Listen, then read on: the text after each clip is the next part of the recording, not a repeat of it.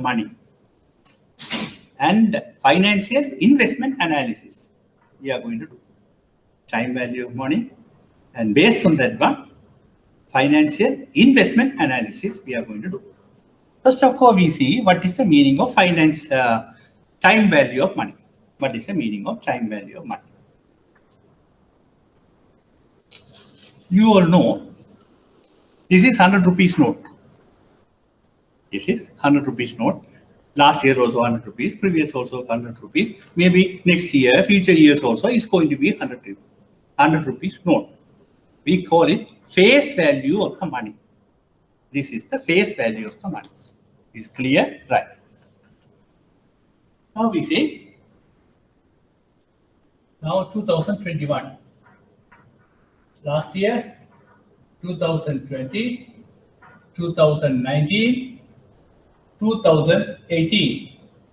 Future, 2022, 2023. It will go on. So this is the face value of the money. Face value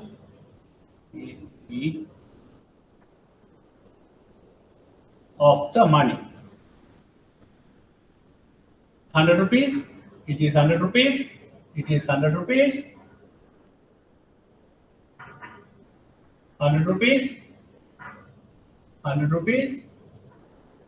100 rupees.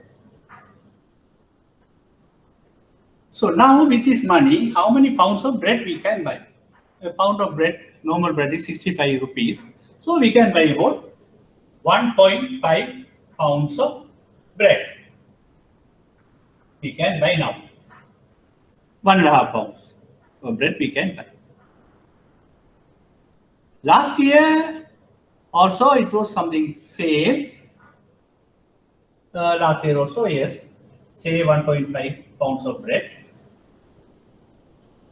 Before that, in 2019, a pound of bread was around 50 rupees. So we would have about 2 pounds of bread.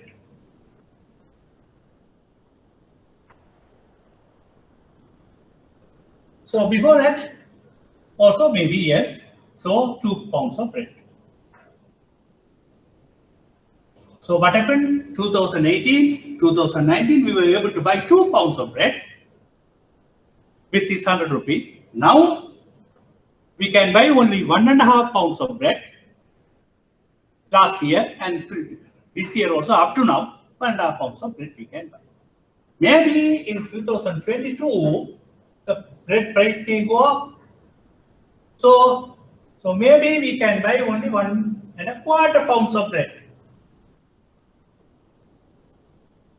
Similarly, 2023 also maybe 1.25 pounds of bread we will be able to buy. So what is happening? What is happening? The face value of the money remain unchanged, that is 100 rupees, but the purchasing value of the money, is getting diminished. We were able to buy 2 pounds of bread, and then we can buy only 1.5 pounds of bread. Maybe next year we may buy only 1.25 pounds of bread. So the purchasing value of the money is getting diminished.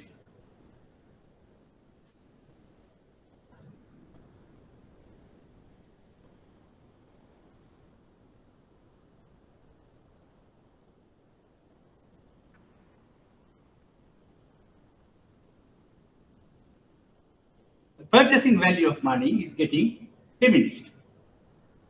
So this we call the time value of money. So this is the purchasing value of money. Purchasing value or real value of the money. Real value of the money. Purchasing value or the real value of the money.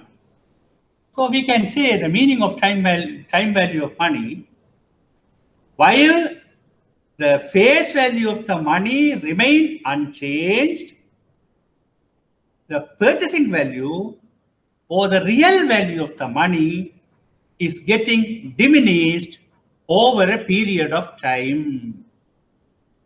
Actually, one thing, there is no handout or anything. This is my explanation and the working on the board. So you have to note it. The meaning of time value of money, while the face value of the money remains unchanged, the purchasing value or the real value of the money is getting diminished over a period of time. That is time value of money. That is time value of money. This is because of inflation and maybe other economic factors. Because of that one, this is happening. Right. So why it is important to us? Time value of money is why it is important to us. Okay, we are making investment decisions, project financing, whether this project is feasible, whether it is acceptable, project analysis. The financial analysis we are doing. So the present financial position may be there. At the same time, we will project for the future. We make the financial projects for the futures also. Maybe at least 3 or 4 or 5 years, we make the financial projection and make decision. In the financial projection, we are projecting income and various other things we are projecting. And one way of projecting is really projecting in constant prices. Constant prices. We consider what is the price of an item. Based on that one, we are projecting for the future also. So we call constant prices. What is the present price? Based on that one, we are projecting. But some people, they consider the increase in prices also. That maybe due to inflation. Okay, next year 5% increase. Year after next, another 5% increase. Like that, one thing, when you do that one, increasing the projection percentage, when you do in that one, income side as well as expenses side also, you have to do the same way. But some people, they do only the income side to show the profit is more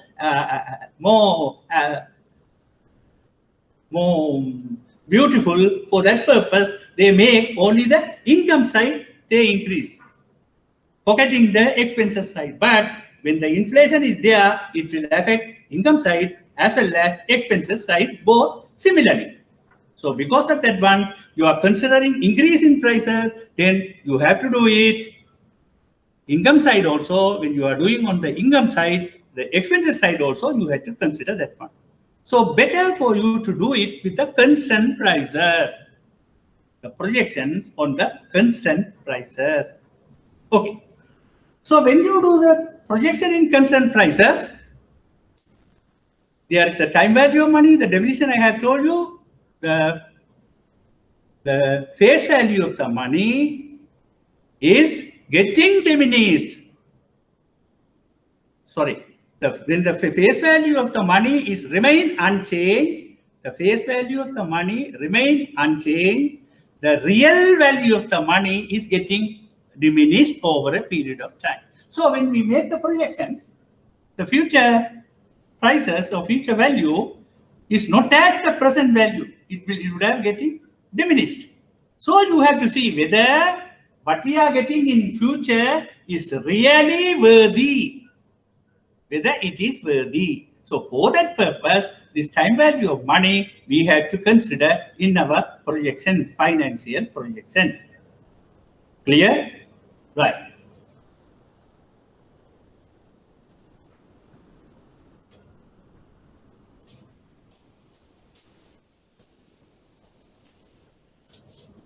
So in other words, what we can say, the money which we have now in our hand, the money which we have in our hand now is worthier than the same amount of money which we may get at a future date. So now we are having 2021, 1,000 rupees. maybe 2022 or 2023, we may get 1,000 rupees, but this 1,000 rupees is worthier than the 1,000 rupees which we may get in 2022 or 2023. This 1,000 rupees is worthier. So once again, I repeat it, the money which we have now in our hand is worthier than the same amount of money which we may get at a future date.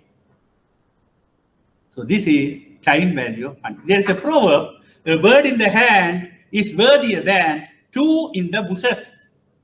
A bird in the hand is worthier than two in the bushes. So this is time value of money. So if you have a question, explain the meaning of time value of money, all these facts you have to mention. All these facts you have to mention.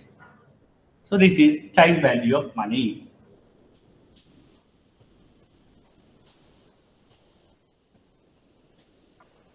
Okay, now we go for a small calculation. Now it is 2021 or 2022, the future, 2023, 2024 goes on like that. So now it is. Now we generally in the projection we say, now we denote as year 0. So this is year 0, year 1, year 2, year 3 goes on like that. Year 4 goes on like that. Now we consider year 0, right? So next year, year 1, year 2, year 3, year 4. It goes on like that. We have 1 rupee now. We have 1 rupee now. Let us assume we have 1 rupee now. Let us assume. I am investing this 1 rupee in a fixed deposit. In a fixed deposit at an interest rate of say 12%. So this is 12% interest rate. 12%. I am depositing. So this 1 rupee I am investing. So this 1 rupee is the present value of the money. So we call it PV, present value. Present value, we call it present value. PV. And this value will change in future, but the money we are getting in future, we call it future value. Future value. FV. So there are 2 values. What is the present? One is the present value PV, present value PV, and what we are going to get in future, that is future value FE. So PV and FE. Now we see this PV, the present value of 1 rupee, how it will change into the future value. How it will change into future value. FE. Okay, now PV is 1 rupee, interest is 12%, we are investing now. With automatic renewal, every year the interest will add on to the capital and it will go on. So each year how this present value change into future value. In each year, in future, how this present value change into future value, we are going to see. So 1 rupee. Now automatic renewal, fixed deposit, so the capital will be there 1 rupee. Plus the interest. 1 rupee capital will be there plus the interest. So what is interest? 1 rupee. So 12%. 12%. So that will be the interest 12% mean on 1 rupee it is 0.12. You can calculate and see what is a 1 rupee at the interest rate of 12% for a year. How it will be. So it is 12%, 0.12. So this PV will become as FE 1 plus 0.12. 1 plus 0.12. That is in the year 1. In the year 2, what will happen? Year 2, what will happen? This is going to be the capital, automatic renewal. So this is going to be the capital 1.12 plus interest on this capital. Plus interest on this capital. So how much interest on this capital? So this is the capital 1 plus 0.12 into 0.12.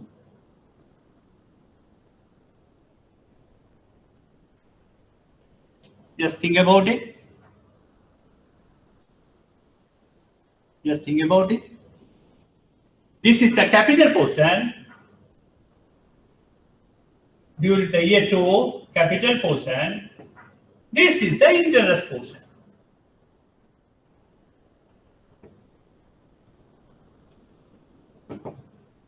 Capital portion, that is the interest portion.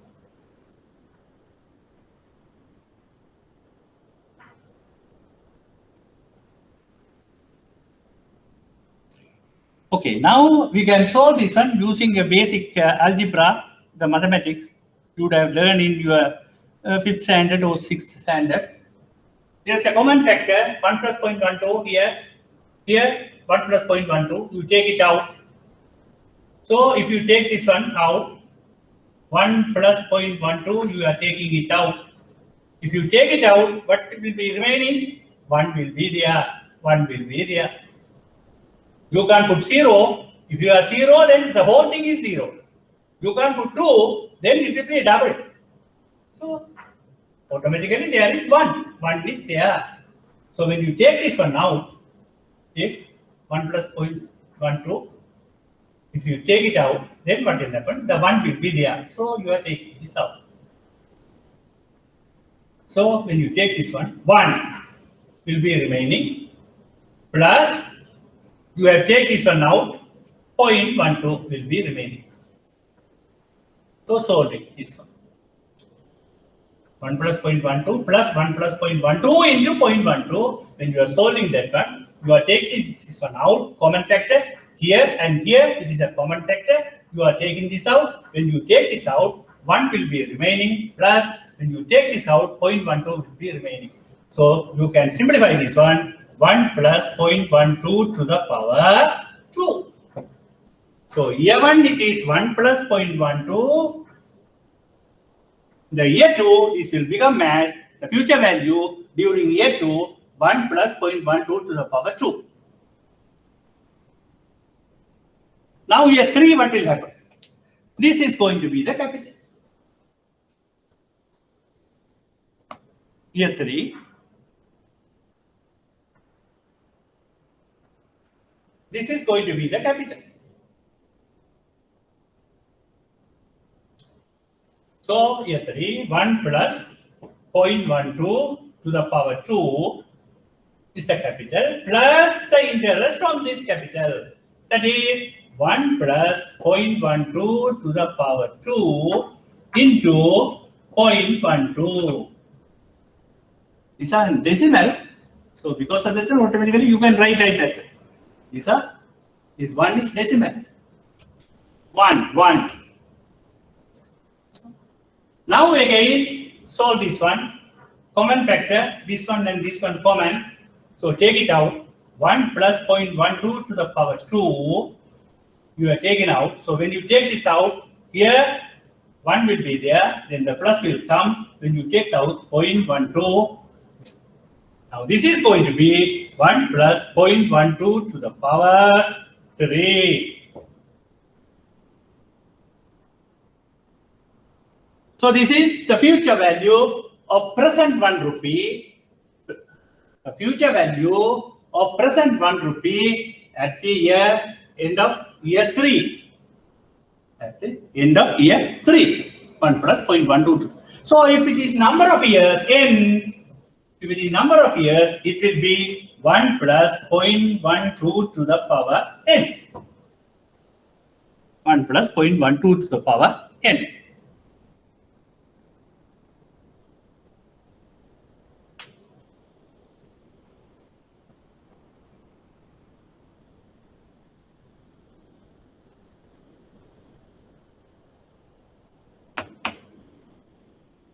So once again, presently I am having 1 rupee. I am investing in a fixed deposit at the interest rate of 12% per annum. 12% per annum. So in each year, future years, what will be the future value of this present value? 1 rupee. So year 1 rupee plus interest for 1 year, 0.12. So 1 plus 0.12 in the year 1. In year 2, this is going to be the capital. This is going to be the capital plus interest on this capital. So when you solve it, it is 1 plus 0.12 to the power 2. Year 3, it will become as 1 plus 0.12 to the power 3. So this is 1 plus 0.12 to the power 3 is the future value of present 1 rupee. If it is number of years, then it will be 1 plus 0.12 to the power n. So whatever the number of years, you can put it. So it is going to be 1 plus 0.12 to the power n. This is the future value of 1. Okay, now I erase the board. I hope it is clear to you all.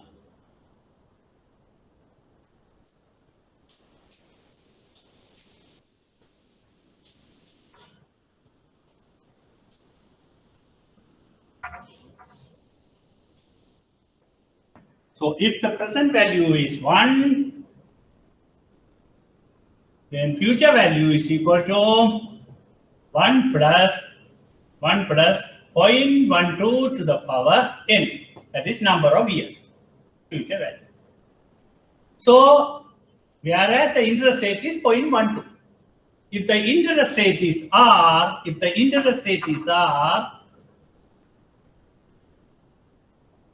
then this will be future value is equal to 1 plus R to the power n.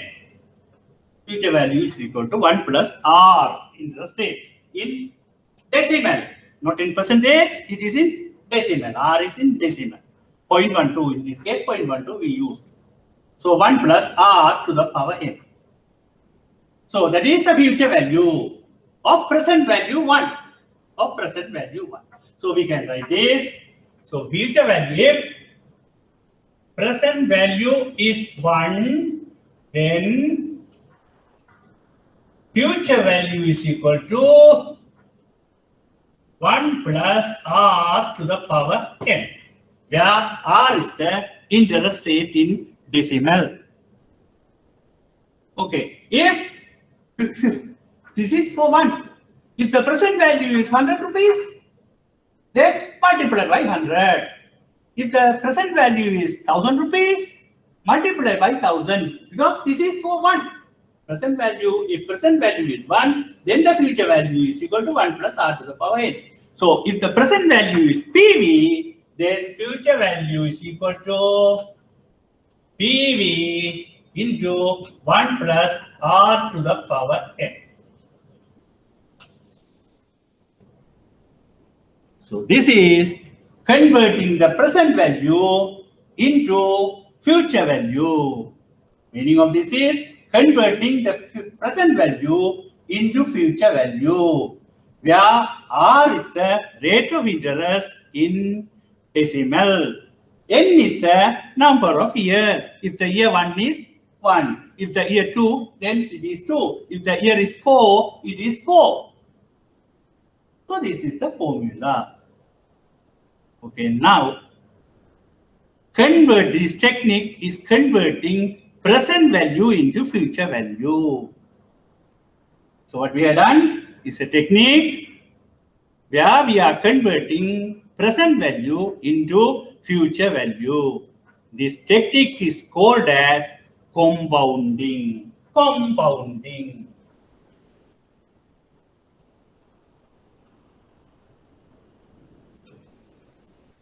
This technique is called as compounding. So what is compounding? Compounding is a technique converting present value into future value. Compounding is a technique converting present value into future value. That is.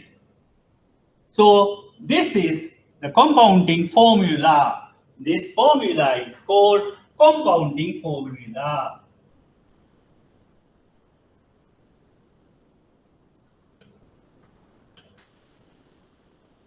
This technique is compounding. Compounding is a technique converting present value into future value.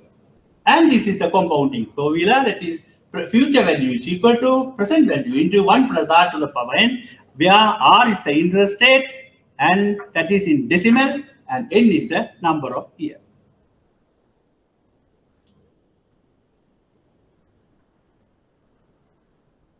So we have learned meaning of present value, we have learned meaning of future value, we have learned meaning of compounding, we have learned now. Meaning of compounding formula, we have done. So now we move on. I am erasing this. So this formula we will be keeping in our mind. So now you know how we have derived this formula also. I have explained now how we have derived this formula. I have explained. So now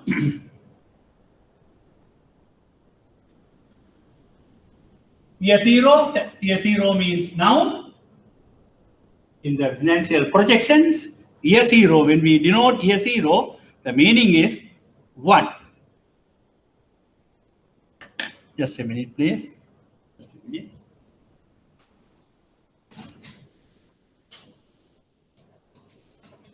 What a panic corner. Now we had a cold in the right. Okay. I already complained. Okay, right.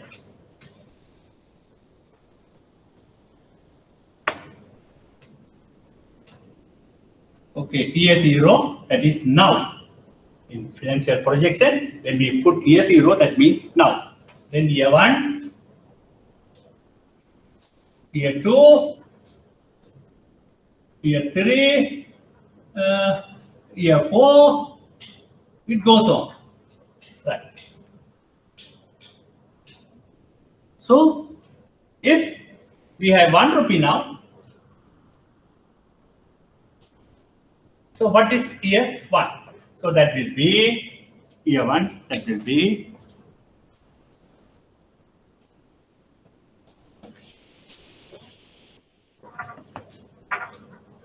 F is equal to 1 into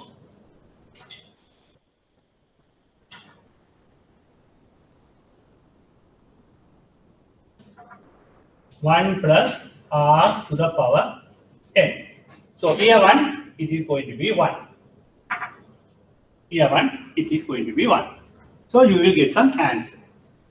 You will get some answer. Year 1. The future value you will get.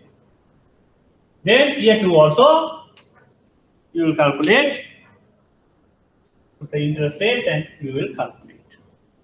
This is year 2. So you will get another answer. Similarly, year 3 and you will get some answers. Future values. These are the future values of present 1 rupee.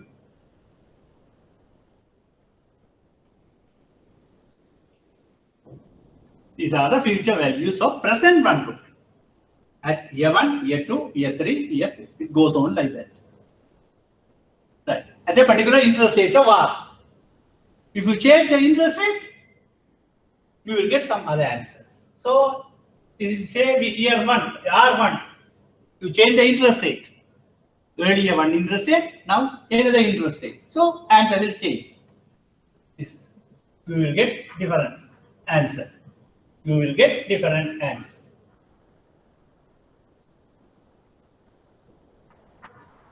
So, when you change the number of years, when you change the percentage, interest rate, when you change the interest rate, when you change the number of years, these answers also will change.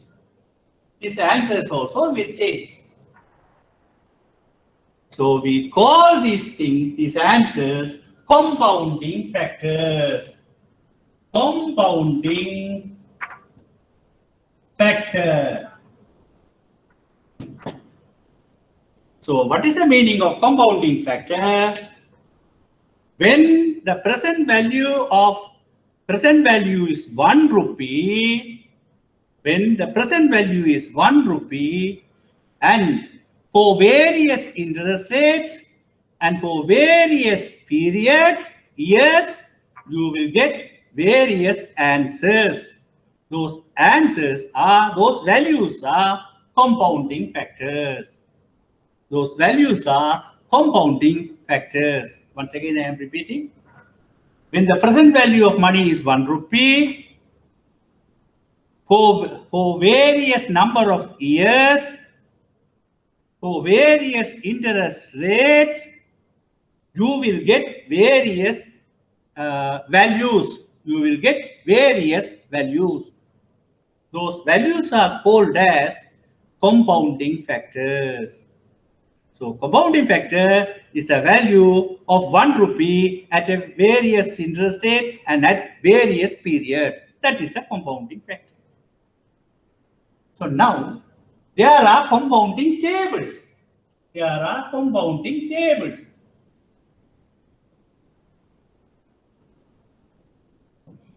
These compounding tables gives all those values of present 1 rupee at various interest rate and various periods. That means various years. What is the value?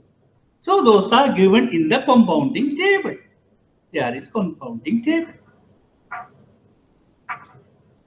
So now we have learned the meaning of compounding, the meaning of compounding factor, the meaning of compounding tables. Now we know. There are compounding tables like logarithm tables, like similarly log tables like that. There is compounding tables also available. Right. So now we know the meaning of compounding factor.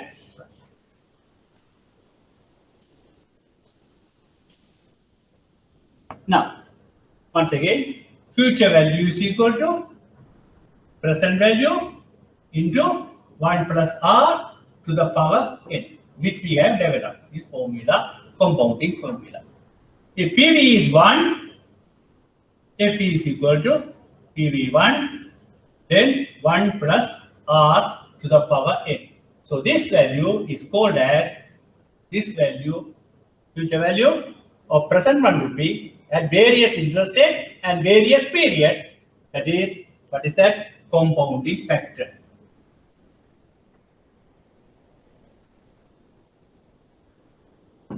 This is compounding factor. This value is going to be the compounding factor. So now future value of present 1000 rupees. Future value of present 1000 rupees. Now, I'll put it this way. We have present value 1000 rupees. What is the future value? At an interest rate of 12% per annum and the fourth year, what is the value of this present 1000 rupees at an interest rate of 12%? In the fourth year, what is the value is going to be? So what we will do, we will find the compounding factor. We find the compounding factor and then multiply by 1000. So that's what we do. We found a compounding factor from the compounding table. We go to the compounding table at fourth year for the interest rate 12%. What is the compounding factor? You calculate and multiply the 1000. You find out. That is the future value of present 1000 rupees at an interest rate of 12% at fourth year. This you can do by using the compounding table. Okay, now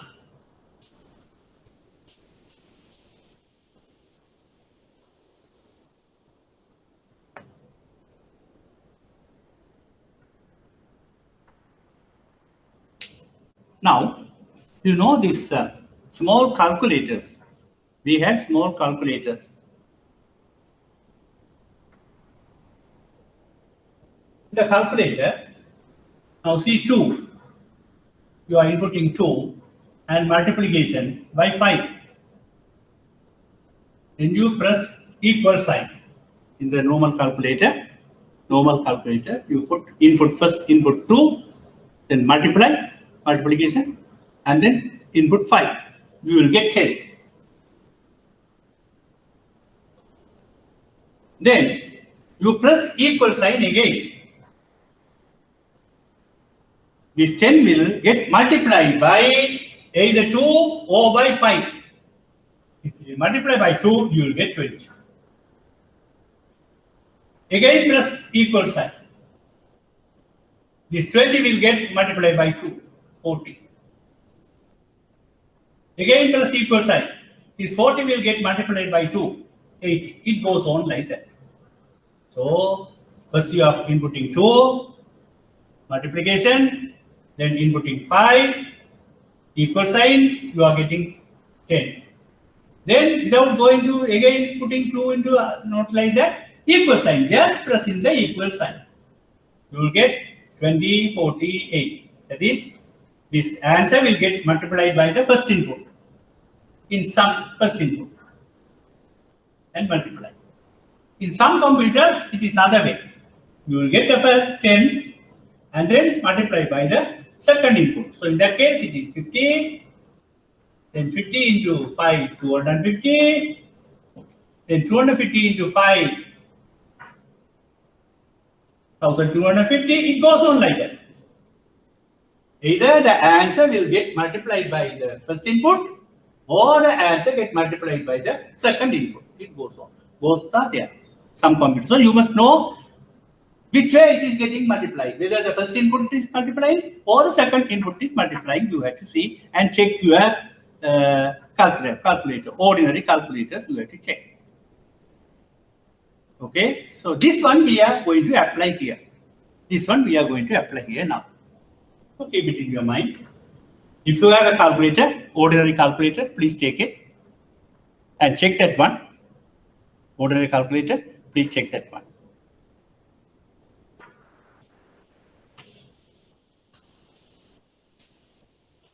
Okay, now, so this is the formula. You have 5,000 rupees, so that is PV, 5,000 rupees.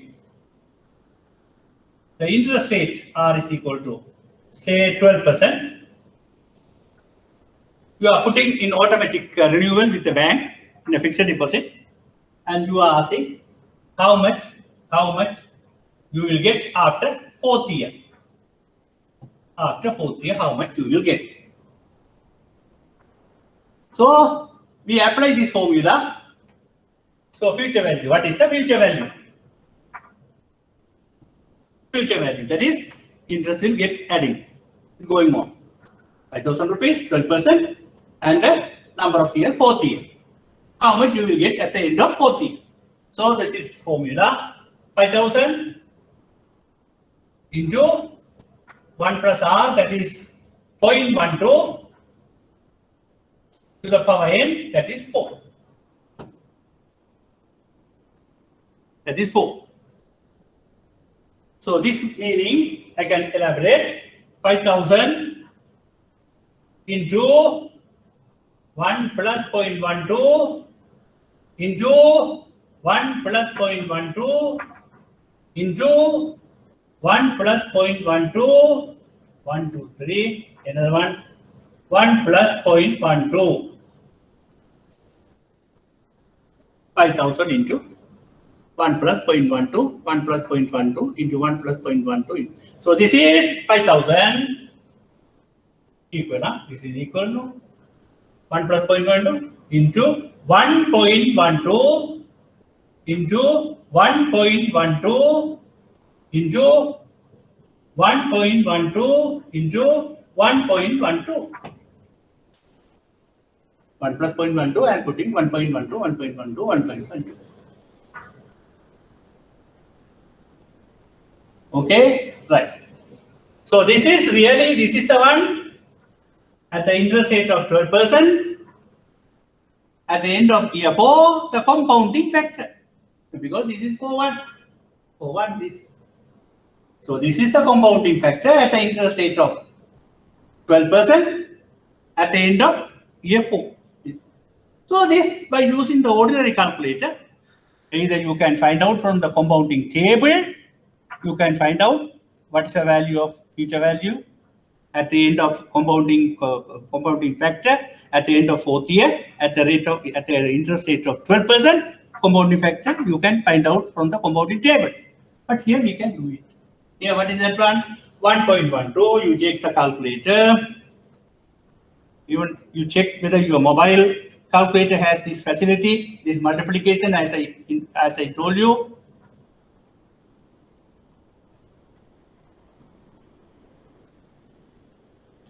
(1.12) into 1.12. That is 2 years. This one 1.12 into 1.12 equal sign. I got it. So this 2 year, then 3rd year, one more equal sign. Yes, I got it. Another more equal sign. I got it. 1.5735. 1.5735. I took it to 4 decimal. So there I have 1, 2, 3, 4, 5, 6, 7, 8 decimals. But ordinary calculator. Ordinary calculator. So this is equal to 5,000 into this much. So 5,000 into 1.5735 is equal to 7,867.50.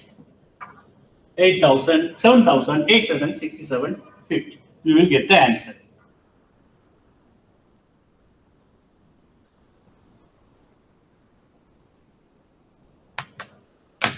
Once again, you are having 5,000 rupees, that is present value.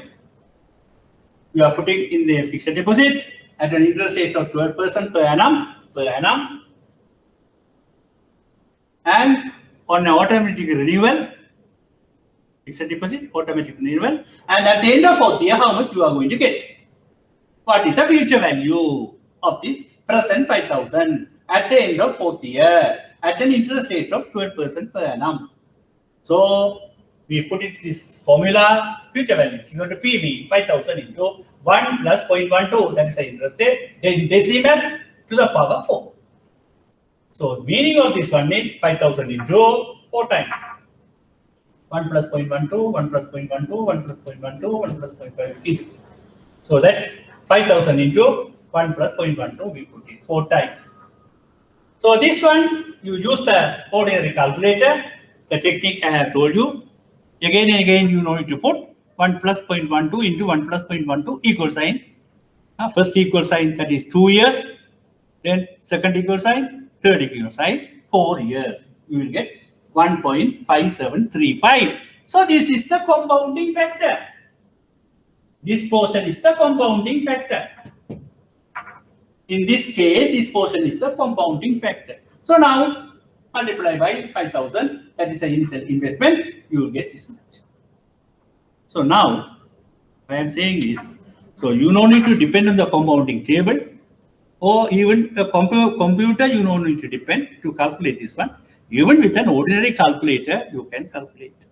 So if a customer comes and asks you, I am having 1 million rupees, I want to put it in fixed deposit, what is the interest rate at your bank? So you will tell.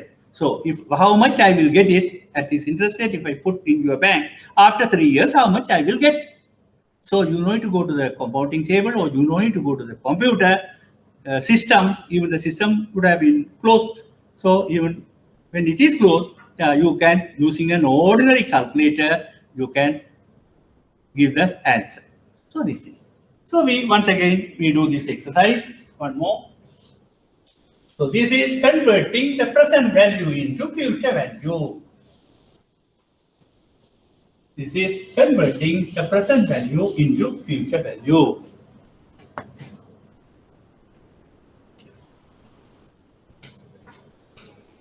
Now, present value 15,000 rupees. Our interest rate is 12.5% per annum. Number of years is going to put in 5 years. Fixed deposit. So this is fixed deposit. With automatic renewal. With automatic renewal. So what is the future value? What is the future value? How much I will get? So apply the formula. Future value is equal to PV into 1 plus R to the power n. That is the formula. So this is equal to future present value is 15,000 rupees.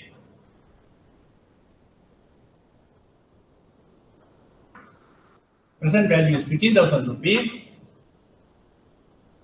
Then into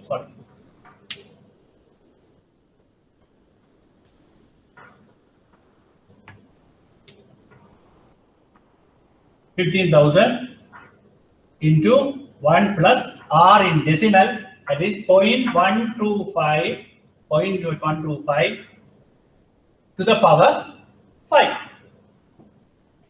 That is going to be the future value. How much he will get. So this is equal to 15,000 into 1.125, sorry, 1 plus 0.125.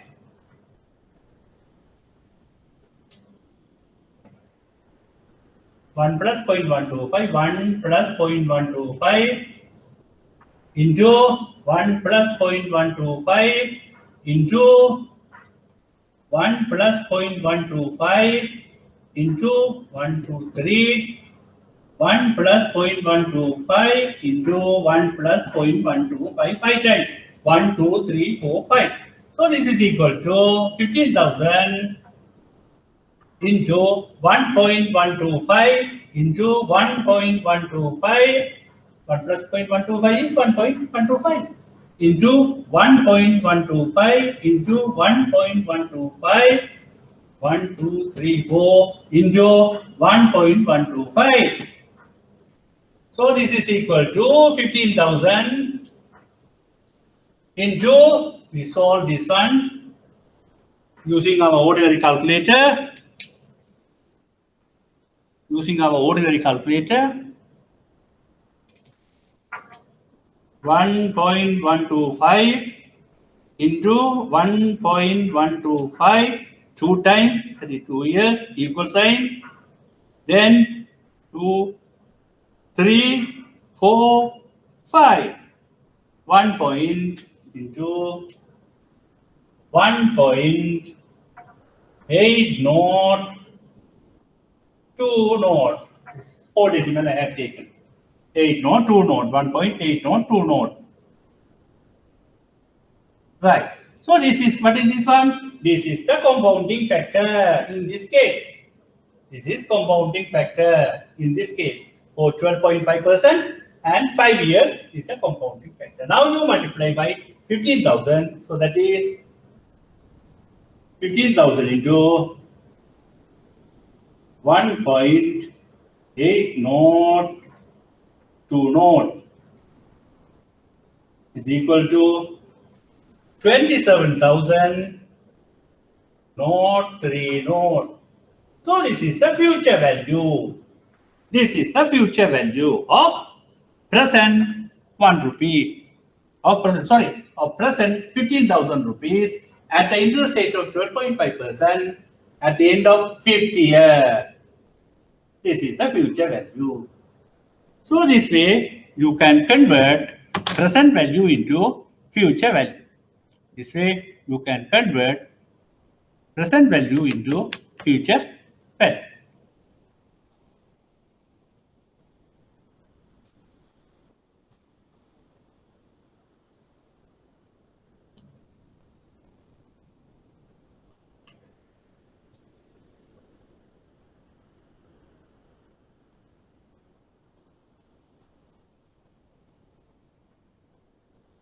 Miss Buri D. Silva, is it clear?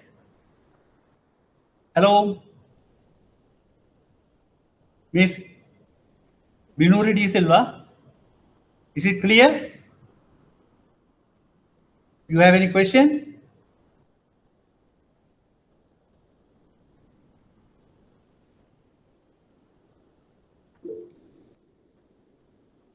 Okay, right. Thank you, right. Right. So this is converting present value into future value, the time value of money. Convert. Now we call it compounding. We call it compounding. Now we see.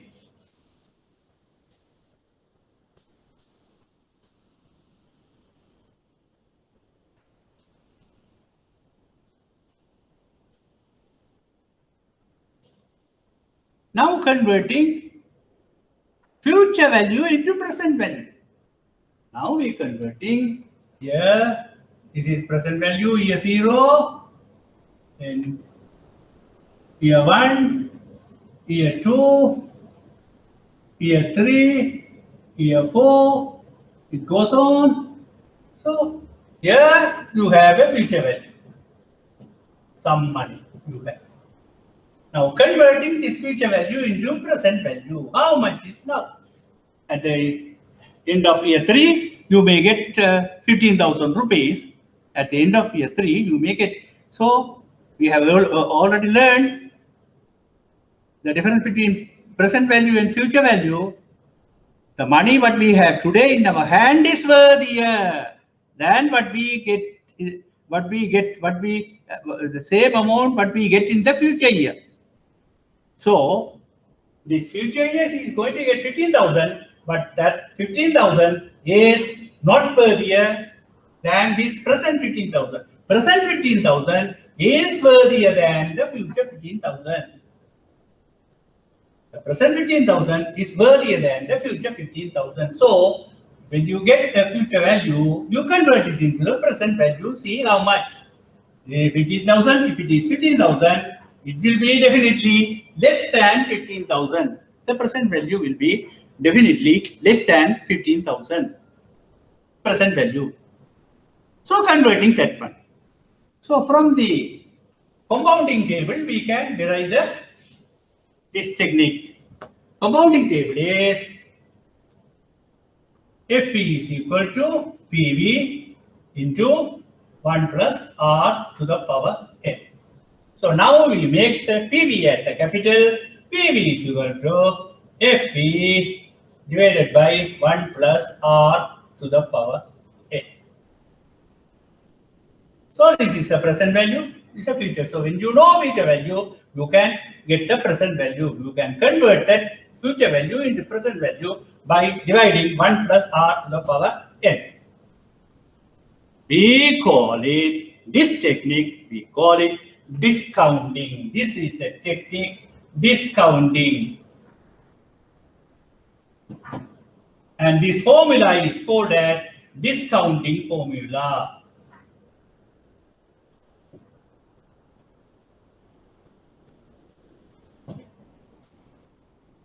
So now we are learning another technique, discounting. Meaning of discounting is a technique converting future value into present value, and it is called as discounting.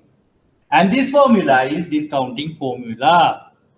This formula we can write this way also. PV is equal to FE, you can keep it outside, into 1, if we take 1 divided by, sorry,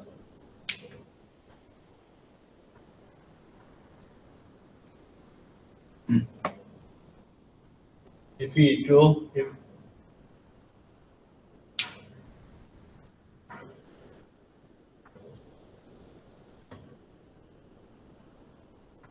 1 divided by 1 to the 1 plus R to the power n.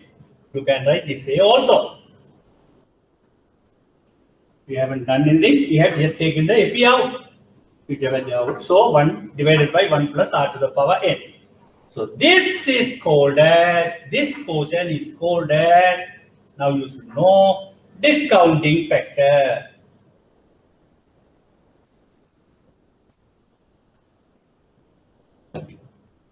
This is discounting factor. This portion is discounting factor. So now we have learned another technique, discounting. Meaning of discount is converting the future value into present value, that is discounting. And then we use a formula, that is discounting formula. And then another word term, discounting factor. Discounting factor means, oh, if this is 1, say if it is 1, then for the 1 rupee. So it is the opposition of compounding factor. This is opposition of compounding factor. So discounting factor, when the future value is 1 rupee, when future value at a particular interest rate and at a particular period is 1 rupee, so that when you convert the present value is called as discounting factor. So discounting factor is the present value of future value at a particular interest rate at a particular year. So compounding factor, this is opposition. Discounting factor is just opposite to the compounding factor.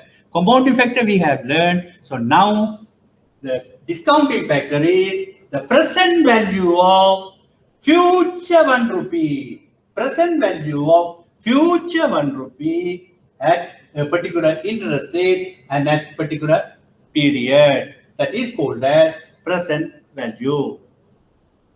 So this is discounting factor. So this portion is the discounting factor.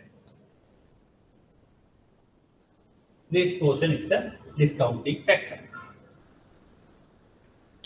So now what we can do to convert the future value into, converting the future, I put future value again is the formula. To converting the future value into present value, what we can do, you calculate the discounting factor and multiply the future value. Then you will get the present value. So converting the future value into present value, what we do, we calculate or we find out the discounting factor. So this is the discounting factor we found out or calculate and then multiply the future value. So you will get present value. You will convert that one into present value. As I told you, the compounding factor, there are compounding table. Similarly, discounting factors also, there are discounting tables. There are discounting tables. For the discounting factors also, there are discounting tables. So from there, for future value of 1 rupee, for future value of 1 rupee, at a particular interest rate, at a particular period, what is the discounting factor? You can find out from the discounting table. And then multiply the future value. Then you will get the present value. But doing the simple calculator also, we can do this. By using the simple calculator also, we can do this. How to do this? I am raising this.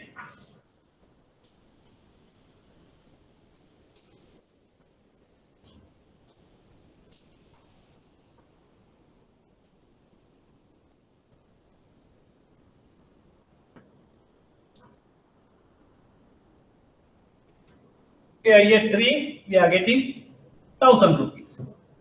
Year 3, we are getting 1000 rupees. That is future value. Converting that one into the present value. So our formula PV is equal to 1000 into 1 divided by 1 plus R. The interest rate is R is equal to 12%. We take 12%. R is 0.12. Then to the power n is equal to, in this case, year 3, 3. So first you calculate this one.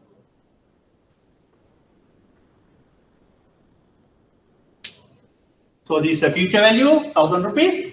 You are going to convert that one into present value. So for that one, you are going to do discounting. And then 1000 into 1 divided by 1 to the power sorry, 1 plus 0.12 to the power 3. So I have explained to you this portion is a discounting factor. So first you calculate this portion and then multiply 1000, you will get the P. So now is equal to 1000 into 1 divided by 1 plus 0.12 into 1 divided plus 1 plus 0.12 into 1 divided by 1 plus 0.12. This we have written this way. 1 divided by 1 plus 0.12 to the power 3. So 1 divided by 1 plus 0.12 into 1 divided by 1. So this is equal to, we can put it like, it's equal to 1000 into 1 divided by 1.12 into 1 divided by 1.12 into 1 divided by 1.12.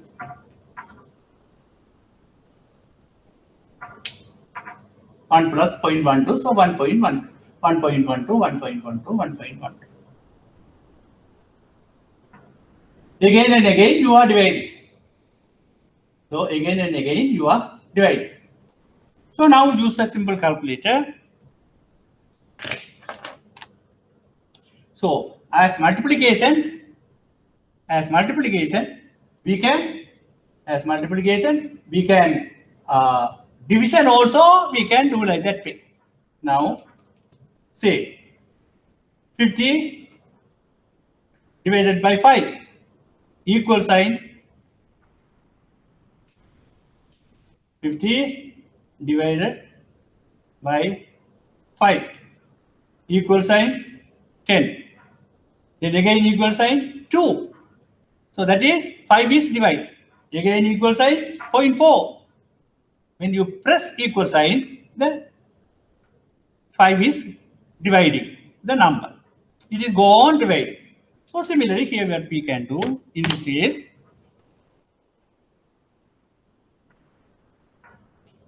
in this case 1 divided by, so actually like maybe we can write this way. I'm sorry, I erased this one. Check of space into 1 divided by 1 plus 0.12 into 1 plus 0.12 into 1 plus 0.12. So this 1 divided by 1 plus 0.1. So this is equal to again 1 divided by 1.12 into 1.12 into 1.12. So now take the simple calculator. 1 divided by 1.12. Again equal sign. So 1, 2, 3. 3 times pressing the equal sign. I'm getting the answer. This is equal to 0.717, 0.7117, 0.7117.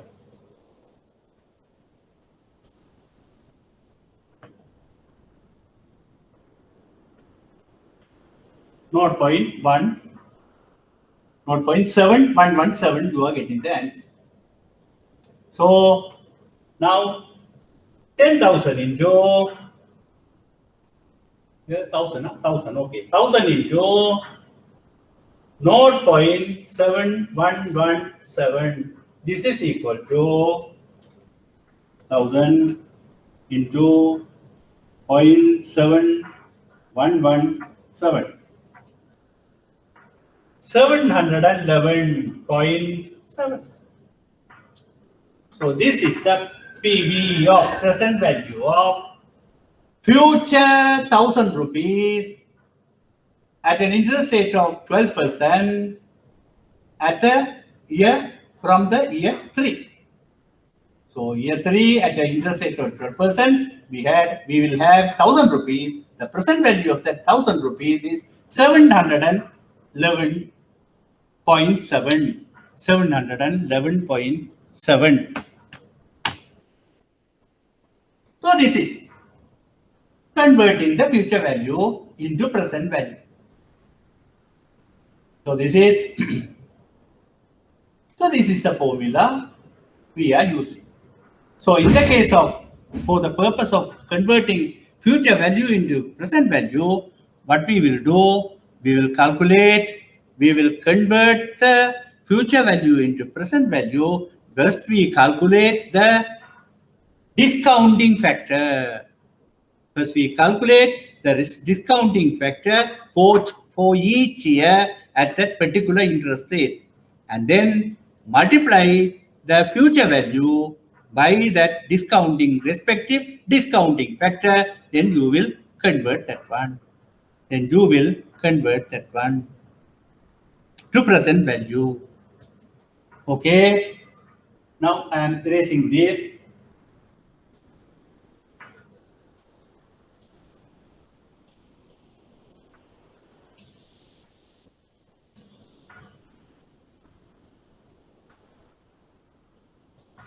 So how are we going to use? How are we going to use this?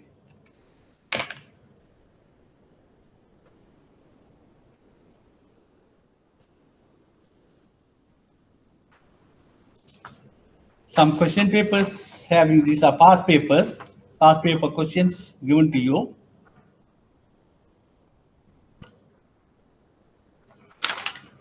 Firstly, look at the question number 3. First, we look at the question number 3.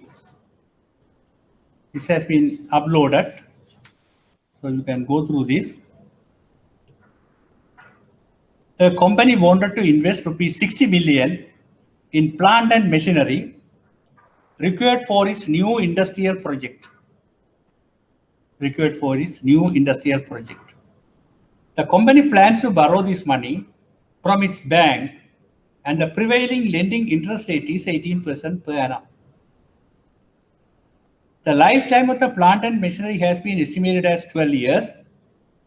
However, company plans to sell after 5 years of operation for a value of rupees 24 million. It is estimated that the project will bring a net cash flow of rupees 15 million each year during the first 5 years of operation. Apply discounted cash flow and justify whether the proposed new investment is beneficial to the company.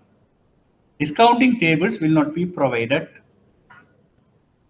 You may use ordinary numerical calculators for this purpose. So this is one of our IBSL question. So this is, yes, Diploma in Business Finance and Bank Management. Yeah, this is question.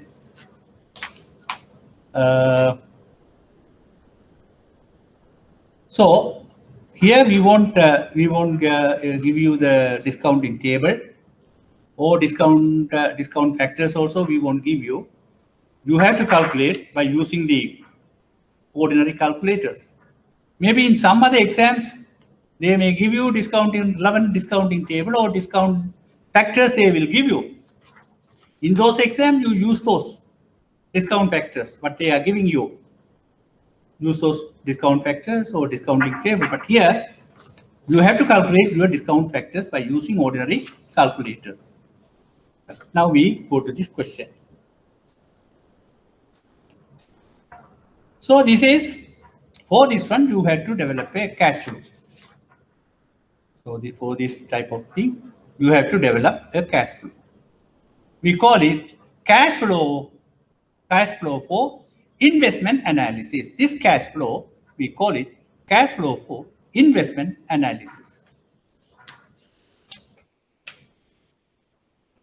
Cash flow for investment analysis.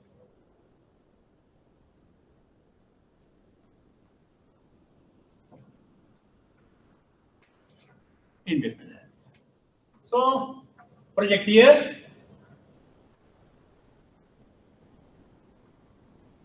Year 0, year 1, year 2, year 3, year 4, year 5, 6, onward. Project years. And then, once again, the company wanted to invest 60 million in plant and machinery required for its new industrial project. The company plans to borrow this money from its bank, and the prevailing lending interest rate is 18% per annum.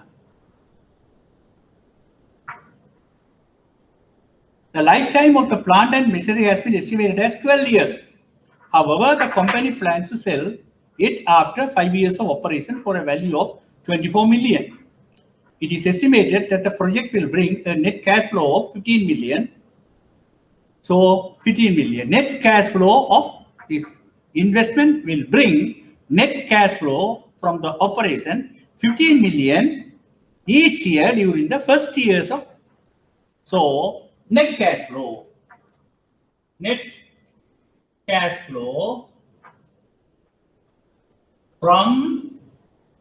operation. That means income minus expenses. Cash income minus cash expenses is a net cash flow from the operation, 15 million.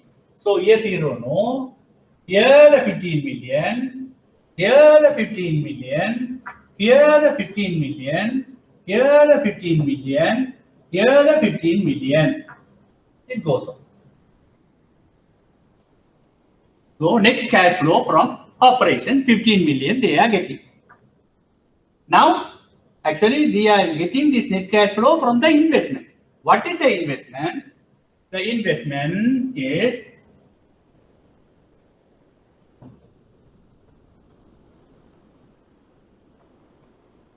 $60 million.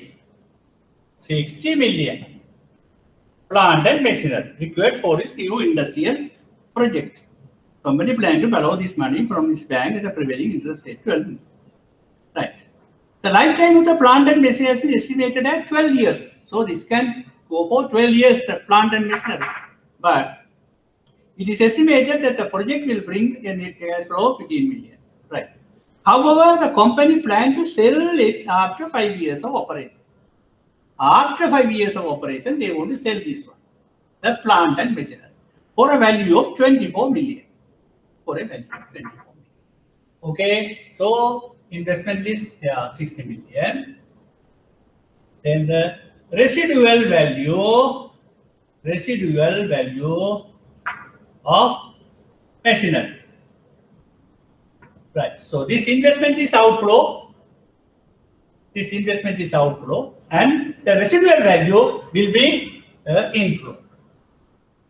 Then after 50 years, up to 50 years, they will use the machinery. After that, they will dispose, sell, so 24 million.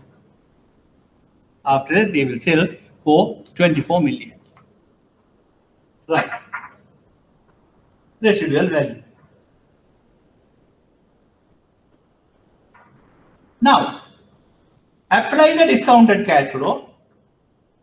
Apply the discounted cash flow and justify whether the proposed new investment is beneficial. Whether it is beneficial. So, Nikam Barnapotama, they are investing 60 million now.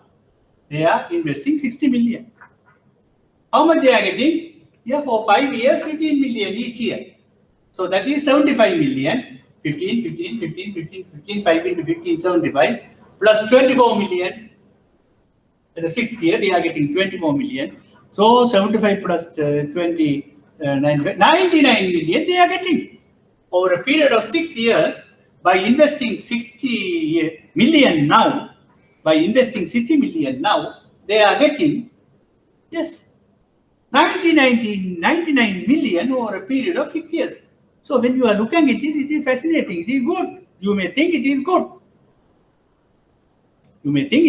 But to see whether it is really good, whether this investment is really good. So what we had to do, so this is the present value. So these are the future values each year. We have learned what we have today in our hand is worthier than the money, same amount of money which may receive in future years. So whether this money is worthier than the present 60 million or not worthier, we have to calculate. Whether this 15 million each year, whether it is worthier, total is worthier than the investment. If it is worthier than the investment, yes, very good. If it is not worthier, it is not very good. The investment is not beneficial. The investment is not beneficial. So what we had to do? We had to bring all these things to the present value. This one we had to present to the present value. This we had to bring to the present value. This we had to bring to the present value. This we had to bring to the present value. This we had to bring to the present value. This you have to bring to the present value. And then same, all are the same present value, you total it. If the total of these present value is more than 60, yeah, it is very good. If the total of this present value is less than 60, it is not worth. That is the decision you have to.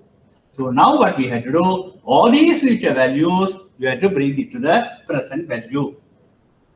So for you to bring to the present value, I have already told you, first you calculate discounting factors and then multiply by the necessary relevant future value. Then it is converted to the present value. Okay, now let us go. I am raising this.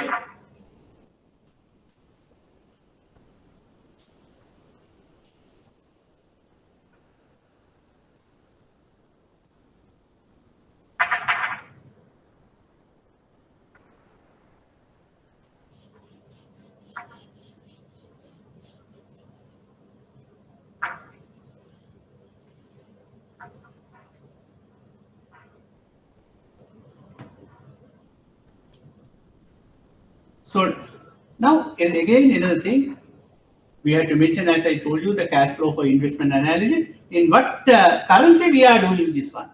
So here you have to mention, this is all in rupees million. Rupees million. So this you have to mention. Otherwise we don't know it is thousand or rupees or what. So this is in million. All these are in million. So you have to mention in what currency or what denomination you are calculating this, your calculation. You have to mention that. So now, next step. So this is the project years you have put, net cash flow from operation, you have put, the investment, you have put, residual value, you have put. So now the net cash flow. Now the net cash flow. So the investment, obviously you have to put it within bracket, that is negative value. Cash outflow. This is cash outflow. These are cash inflows. This also cash inflows. So this is cash outflow, you put it negative. So the net cash flow, this is 60, this is 15 million. Oh, this is 15 million. This is 15 million. Here this is 24 million. So this is a net cash flow. Now what we have to do, all these each value we have to convert into present value. So before that we have to calculate the discounting factor. So we have to write discounting factor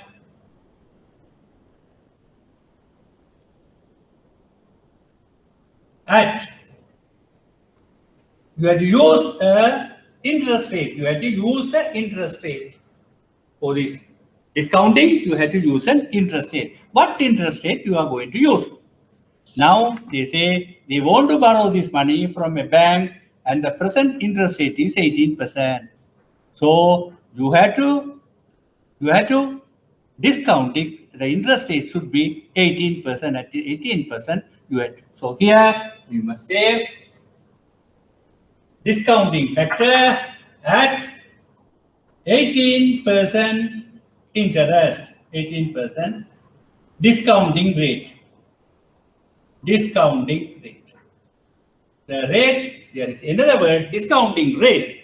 But we are using for the discounting. But we are using for the discounting. The rate we are using for discounting, interest rate we are using for discounting is called as discounting rate. So now discounting factor. So here it is each year. We apply the formula 1 divided by 1 plus 0.18 to the power, this is here 0, 0. So this is our formula. PV is equal to FE into 1 divided by 1 plus R to the power N. FE into 1 divided by 1 plus R to the power N. So here R interest rate they are going to borrow at 18%, which we are using it as the discounting rate 1 plus 0.18 to the power 0. Then 1 divided by 1 plus 0.18 to the power 1. Then 1 divided by 1 plus 0.18 to the power 2. Second here 2. 1 divided by 1 plus 0.18 to the power 3. 1 divided by 1 plus 0.18 to the power 4. Then 1 divided by 1 plus 0.18 to the power 5. Then 1 divided by 1 plus 0.18 to the power 6. These are the formula to convert the future value into present value. So to calculate the discounting factor. So discounting factor at 18% per annum. So discounting rate at the discounting rate. So this is equal to, now we use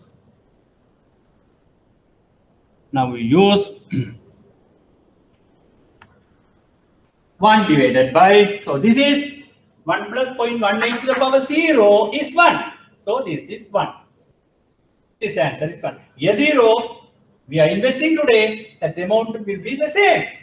We are investing 60 million today, so today it is 60 million. So it is this discounting factor in year 0 is 1. So value also 60. Right. The next year 1 divided by 1.18. 1 plus 0.18 is 1.18 divide. Here 0.847, 3 decimals. 0.847. Then what we have to do? Equal sign here. Second year 0.718. Again equal sign 0.608. Again equal sign 0.515. Again equal sign 0.437. Again equal sign 0.37. So these are discounting factors. These are discounting factors. For each year, discounting factor at the discounting rate of 18% per annum. That's what discounting factor at 18% per annum, PA per annum, discounting rate. What is the discounting rate? So now what we have to do, we have calculated the discounting factor to convert the future value into present value. To convert these future values into present value, you multiply that future value by the respective discounting factor.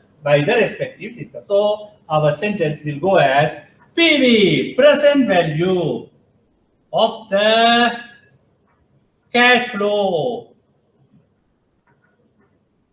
Present value of the cash flow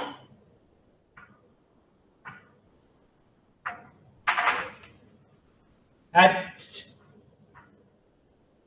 discounting rate of 18% PA. Present value of the cash flows. Now the cash flow we are converting into present value. Now we are converting to present value of the cash flow at a discounting rate of 18% per annum. So what we have to do? We have to multiply the cash flow, normal cash flow, by the respective discounting factor. So 60 into 1, here it is 60, within bracket 60. Now other one, 15 into 0.847, 0.847, 12.705. Here 12.705. Once again, 15 into 0.847, 12.705. Then multiply by 0.718, 0.718, 10.77. Here this is 10.77. Then by 0.608.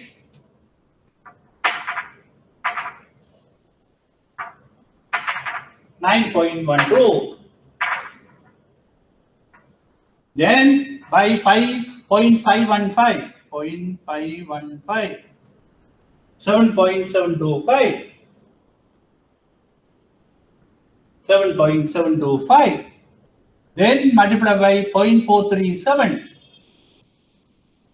Right. This is here 1, 2, 3, 4, 5, 6. 0 is 0, 1, 2, 3, 4, 5. So 5. That is 6. So 5. 15 into 0.437. 437. 6 point. This is 6.555. Now, yes, it's 24 million. 24 multiplied by 0.37. 8.88. Okay, now this is the present value. All these future values have been converted into present value. This is our present value. All same level. All are present values now. These future values are different years. Different years is future value. Now we have converted these future values into the present values. So when it is present value, all are at the same level. So now what we can do, this is we call discounted cash flow. This cash flow, this level is called as discounted cash flow. This one is discounted cash flow. So meaning of discounted cash flow, when to the normal cash flow, when you apply the technique of discounting and converting the future values into present value, that is called as discounted cash flow. That is called as discounted cash flow. So now this is equal to, right, the 60. This is 60, and then this one, the 60 million, the investment, right? Now we see this one plus, take the total. Now all are on same plane, same level. Take the total. 12.705 plus 10.77 plus 9.12 plus 7.725 plus 6.555 plus 8.88 plus 55.755. 55.755. 755. Now, so this is the income in present value converted. All these income at different years have been converted to the present value. This is the investment, but they have invested, and this is the cash outflow, and this is the cash inflow. This is cash outflow 60 million. 55.755 is the total cash inflow at the present value. Present value. So this is equal to 60 minus 4.245. This is minus 4.245. Minus 4.245.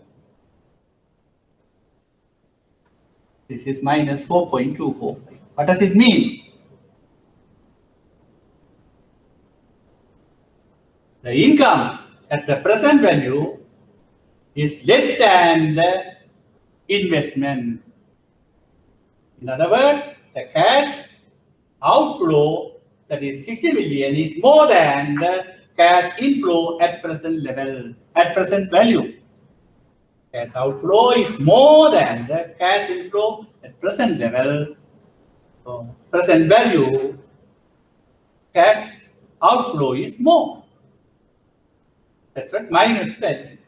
We call this one, we say net of present values. All are present values. This is the outflow, this is the inflow. So we call it net present value. We call it net present value. That is NPV of the discounted cash flow at 18% PA. So this is the, so what we can assume, what we can think, this investment is not worthy, not beneficial. This investment is not beneficial. This investment is not beneficial. Because the investment cash outflow is more than the cash inflow at the present value. At the present value, so we converted into present value, then you can judge. So NPV is negative. So if the NPV is negative, that means cash outflow is more than the cash inflow at the present values. So it doesn't bring the sufficient income at present values. So this investment is not worthy, not beneficial. This investment is not beneficial. So this is the outcome of this calculation. Discounted cash flow. So here we have learned some new words. What is discounted cash flow? We have learned the meaning of discounted cash flow. For normal cash flow, when we apply discounting technique to a discount, if we apply discounting technique to a cash flow and convert that one, then it is called as discounted cash flow. That is one thing. And then net present value, net of inflow and outflow at present values. That is net present values. Net of inflow and outflow of cash flow at present values is called as net present value. If net present value is negative, that investment is not worthy. So in other words, when you can put it, if the net present value is positive, then the investment is beneficial. Then the investment is beneficial. So here, at this interest rate, 18%, this investment is not beneficial. At 18%, this investment is not beneficial.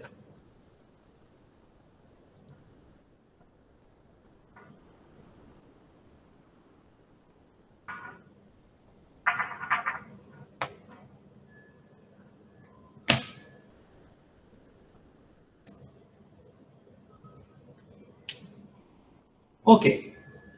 So how can we make it beneficial? How can we make this investment beneficial? Only thing, the interest rate. that is 18%. If we reduce the interest rate, then sometime it can become as beneficial, If we reduce the interest rate, so let us see whether we reduce the interest rate from 18% to say 13%. If the bank is agreeable to grant this facility at 13%, we see whether it is beneficial at 13%. The same investment, whether it is beneficial at 13% interest rate. So let us do. I am raising this one.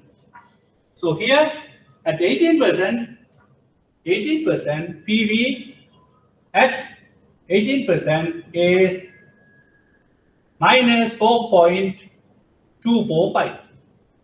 Minus 4.245 at 18%. So we see.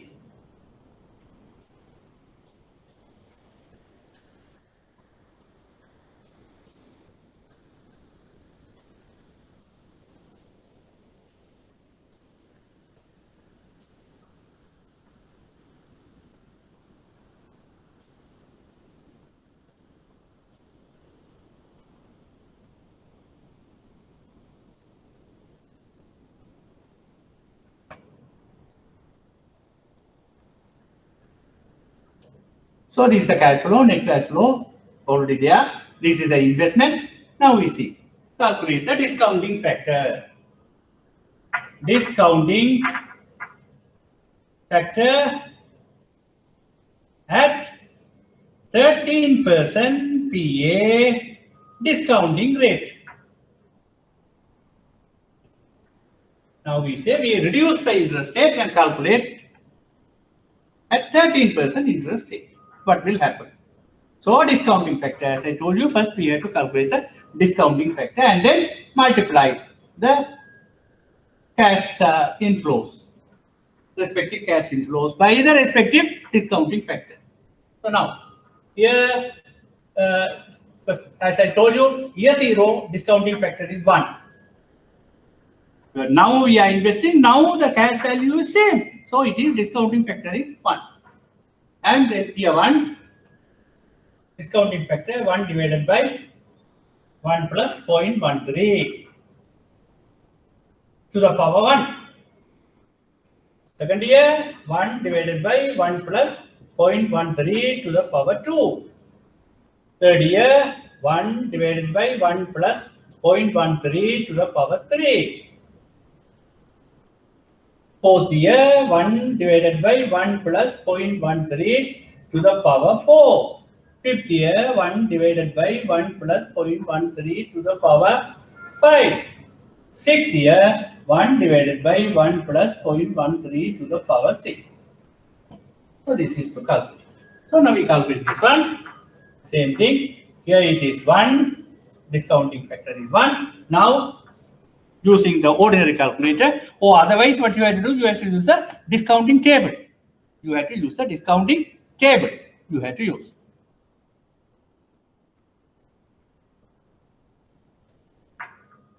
So 1 divided by 1.13 equal sign 0.884. Again equal sign, again it will be divided, so 0.783. Again equal sign 0.693. Again equal sign 0.613. Again equal sign 0.542. Again equal sign 0.480 is a discounting factor. It's a discount. Now what we are going to do, we convert these future values into present value by multiplying the future values by the respective discounting factors. So how we write present value of the cash flow present value of this cash flow at 13% discounting rate.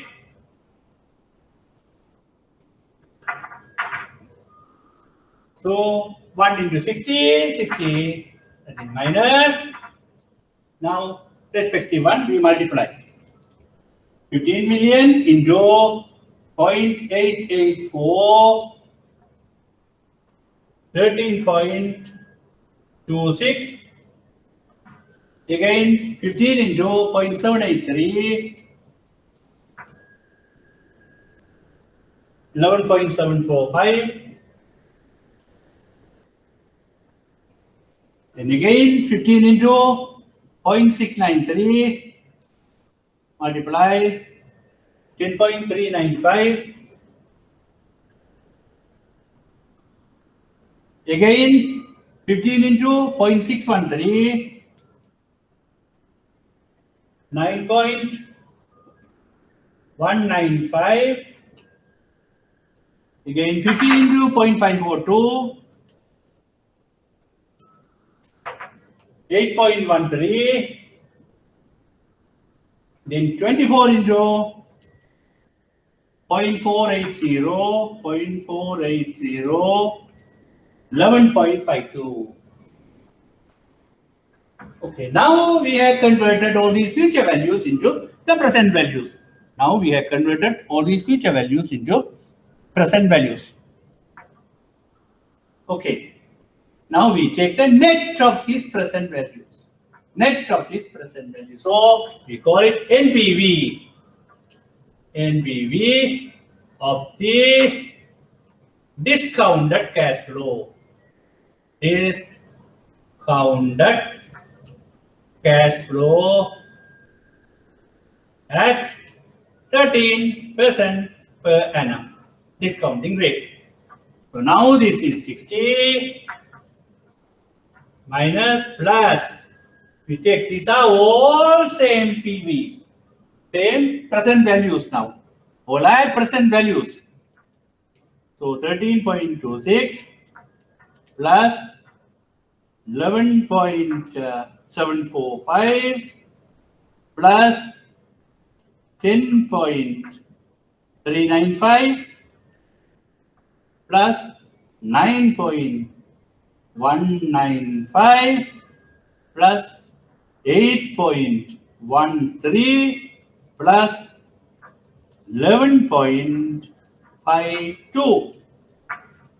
64 point. Now this is 64.245. So now the NPV, how much? So positive minus 60, 4.245 is equal to plus 4.245. Now at this 13% discounting rate, if they are borrowing at 13% interest rate, so discounting rate is 13%. At this 13% discounting rate, this investment become NPV become positive. NPV become positive. Positive 4.245. The answer is so here at 13% interest rate, the inflows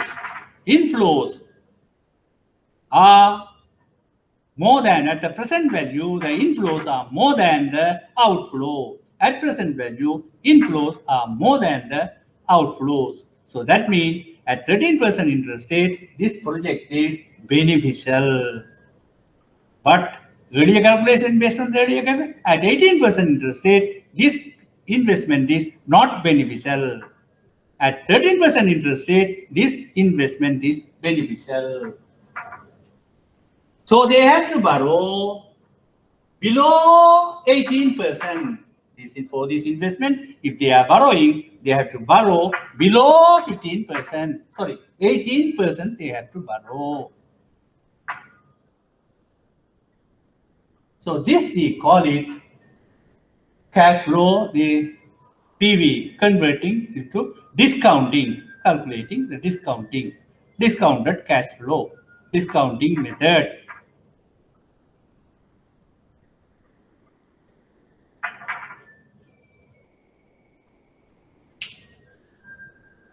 So now this is NPV. Now the NPV at 13% is plus 425.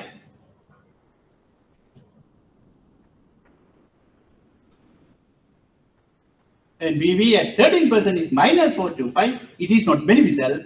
NPV at 13% is plus 425, 4.25. It is beneficial. It is beneficial.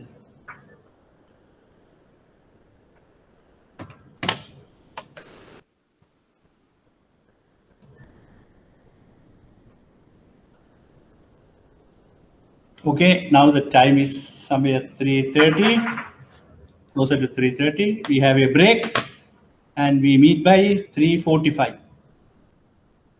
Now it is 3:30, we meet by 3:45 and continue.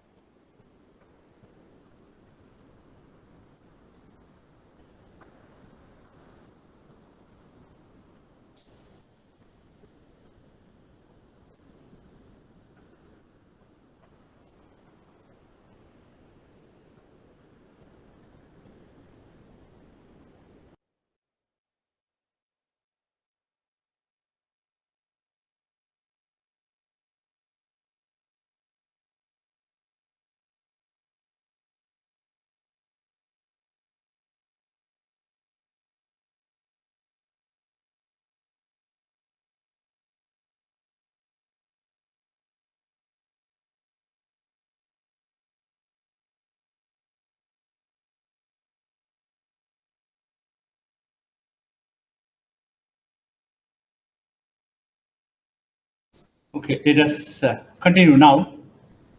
Let us continue. There is another past paper question. ABC Plastic Company Limited has planned to install 2 numbers blow molding machines to increase its production capacity of plastic items at a cost of 8 million. So the investment cost is 8 million. The cost of installation and other expenses will be 500,000. So now the machine has to be installed and related expenditures 500,000. So this is also another investment. Then the investment on working capital for this venture is rupees 3.5 million. So they need working capital. So that is also another investment. That working capital will revolve within the business. At least till the last day of the business, the working capital will resolve within the business. So all these 3 are investment: purchasing machinery, and then installation cost, and then working capital investment. All are investment. In the year 0, they will make it. The company plans to produce 150,000 units of plastic items annually from both machines, and it is estimated that each unit will contribute a net cash flow of 25 rupees. So annually from both machines, they are planning to produce 150,000 units plastic item. Each item contribute a net cash flow operation from the operation, a net cash flow of 25 rupees. So 150,000 into 25 rupees, that is 125,000 units into 25 rupees, that is 3.125 million. Yes, that is 150,000 units into 25 rupees net cash flow from each unit. So 375,000, 3.75 million. So from both machines, a net cash flow of 3.75 million. That is the cash inflow, net cash flow. Right. So again, project here.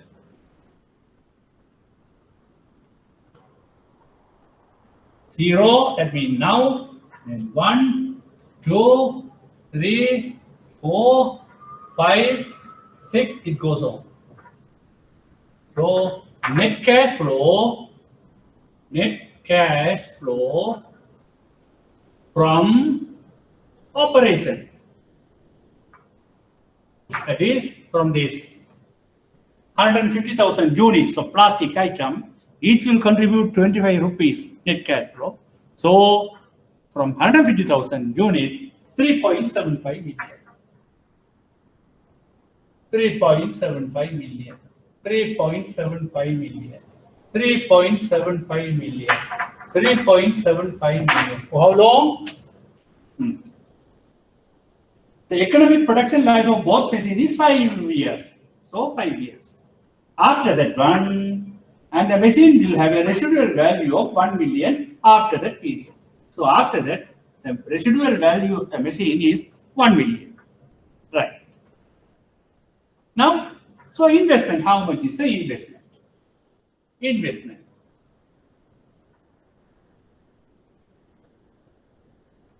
On machinery,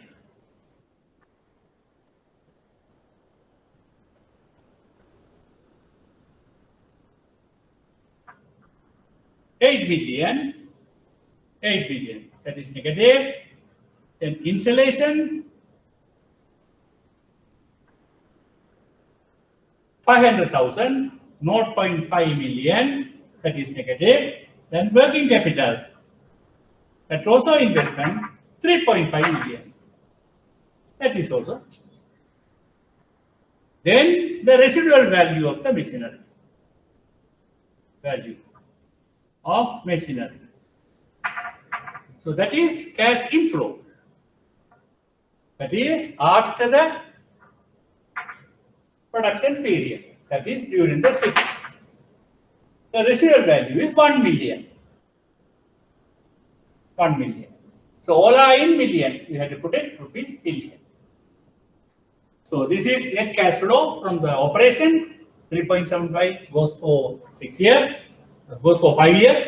Then the outflow, investment on machinery 8 million outflow, investment on insulation 0.5 million outflow, investment on working capital 3.5 million outflow. Then the residual value of the machine. Then this working capital, at the end, of course, it is revolving. It is revolving throughout the production. At the end, it will be recovered. So recovery of working capital at the end, that is also inflow. That also inflow. That is how much? 3.5. 3.5.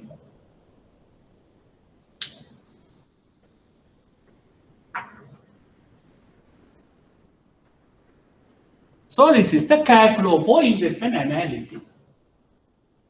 So now, net cash flow. Net cash flow for investment analysis. Investment analysis. Oh, sorry, so net cash flow for investment analysis.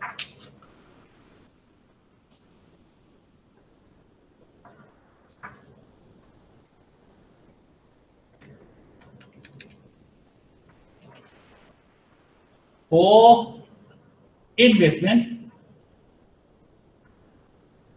analysis. So since here 12 million outflow. 12 million outflow.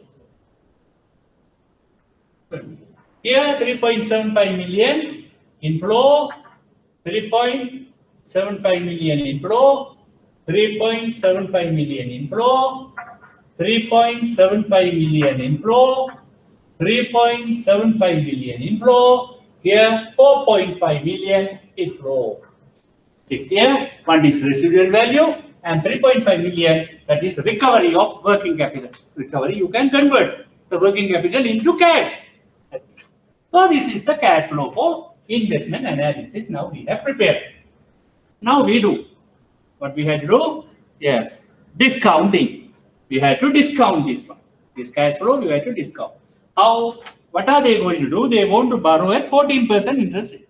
The company is planning to meet the India investment cost through a bank borrowing at an interest rate of 14%. So we discount it at 14%. So first of course, discounted cash flow, sorry, discount factor at 14%.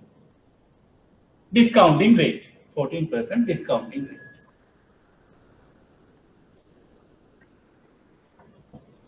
So here this is 1 factor, now it is 1. So 1 divided by 1 plus r to the power 0 is equal to 1. So it is 1. Now here 1 divided by 1 plus 0.14 to the power 1. Here 1 divided by 1 plus 0.14 to the power 2. Here 1 divided by 1 plus 0.14 to the power 3. 1 divided by 1 plus 0.14 to the power 4. 1 divided by 1 plus 0.14 to the power 5. 1 divided by 1 plus 0.14 to the power 6. So this is equal to 1. That is 1. Now use the ordinary calculator. 1 divided by 1.14. 0.877. 877 is discounting factor. Again for the second year, 0.769. Then third year, 0.675.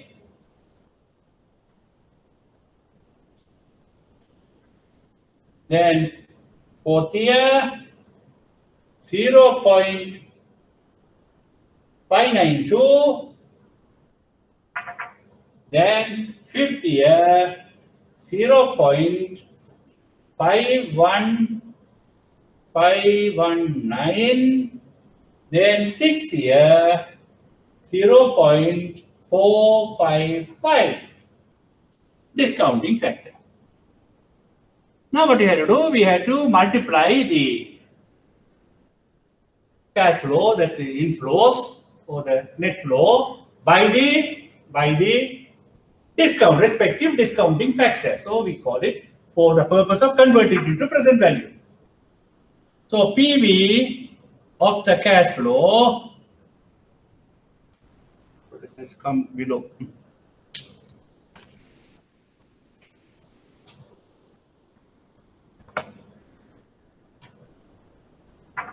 PV of the cash flow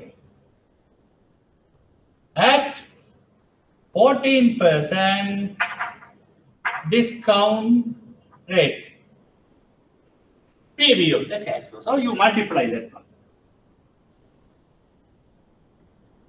Here, this is 12 negative. Multiply by 1. So 12. Other one, 3.75 into 0.877. Multiply. 3.288. Then multiply 3.75 by 0.769.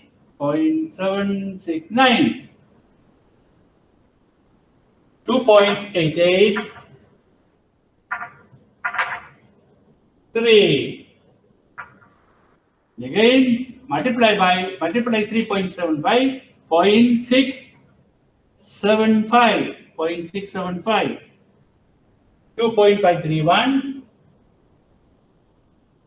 2.531. Then multiply 3.75 by 0.592, 2.22. Again, multiply 3.75 by 0.519, 1.946. Then multiply 4.5 by 0.455, 0.455. 2.047. 2.047. So now, so these are all same present values. All figures are in present values. So now we total it up. So we call it, we are net. One is cash outflow, others are cash inflow. So we are netting net present value. So NPV, net present value of the cash flow, net present value of the cash flow at 14% discount rate. So here it is 12.0 minus 12.0 minus, other thing we total up, all are same present value, 3.288 plus 2.883 plus 2.531 plus 2.22 plus 1.946 plus 946 plus 2.047 plus 14 point, that is plus 14.915. 14.9. This is equal to plus 2.915. 2.915. So here the NPV is positive. Here the NPV is positive. The present value is positive. That means present value of the inflows are more than the present value of the outflow. Present values of the inflows are more than the present value of the outflow. So that means income at present value is more than the outflow investment on the present value. So that means the income cover the expenditure, income cover the investment. So this is beneficial. This investment is beneficial. This investment is beneficial. So even NPV is positive, yeah, it is beneficial. So this is at 14% interest rate. This is at 14% interest rate.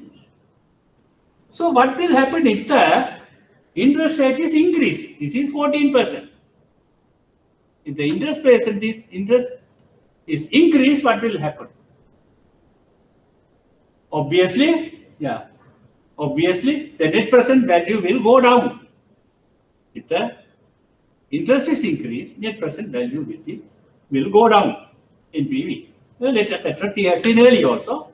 Anyway, now we see this is at 14%.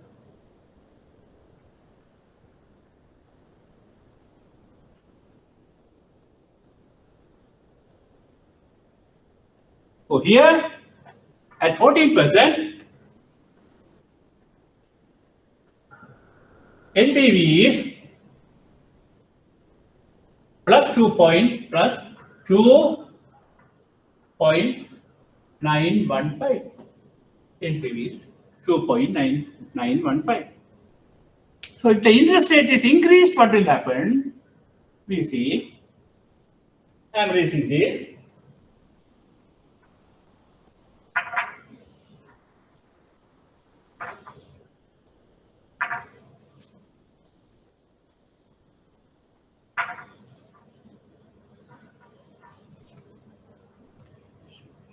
Say about if the interest rate is 19%. If the interest rate is 19%, increase by 5. If the interest rate is 19%, what will happen? So again, we have to calculate what is that? Discount factor. First, we have to calculate discount factor at 19%. discounting rate. So here discount factor year 0, 1. Now other one here 1 divided by 1 plus 0.19. 1 divided by our formula 1 divided by 1 plus 0.19. Then that is to the power 1. Then 1 divided by 1 plus 0.19 to the power 2. Then 1 divided by 1 plus 0.19 to the power 3. Then 1 divided by 1 plus 0.19 to the power 4. 1 divided by 1 plus 0.19 to the power 5. 1 divided by 1 plus 0.19 to the power 6. Discounting factor at 19%. So that is equal to, here it is 1, here 0, the discounting factor is 1. Again our calculation, 1 divided by 1.19, 1.19.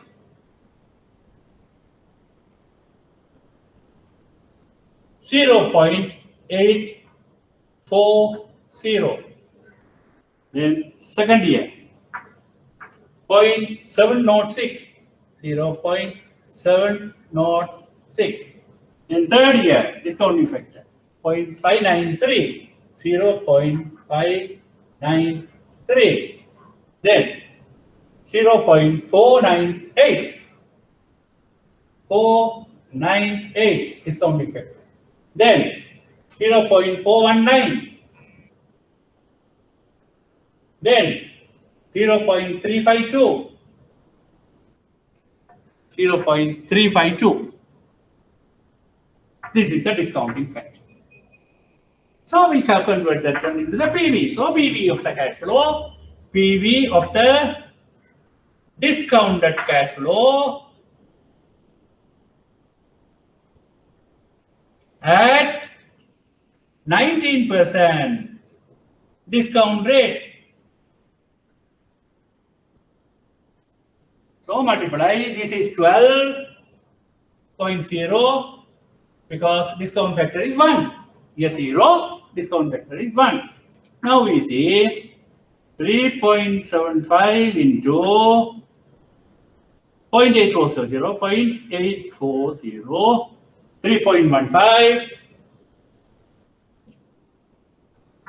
then 3.75 into 0.706, 2.647, 2.647, again 3.75 into 0.593,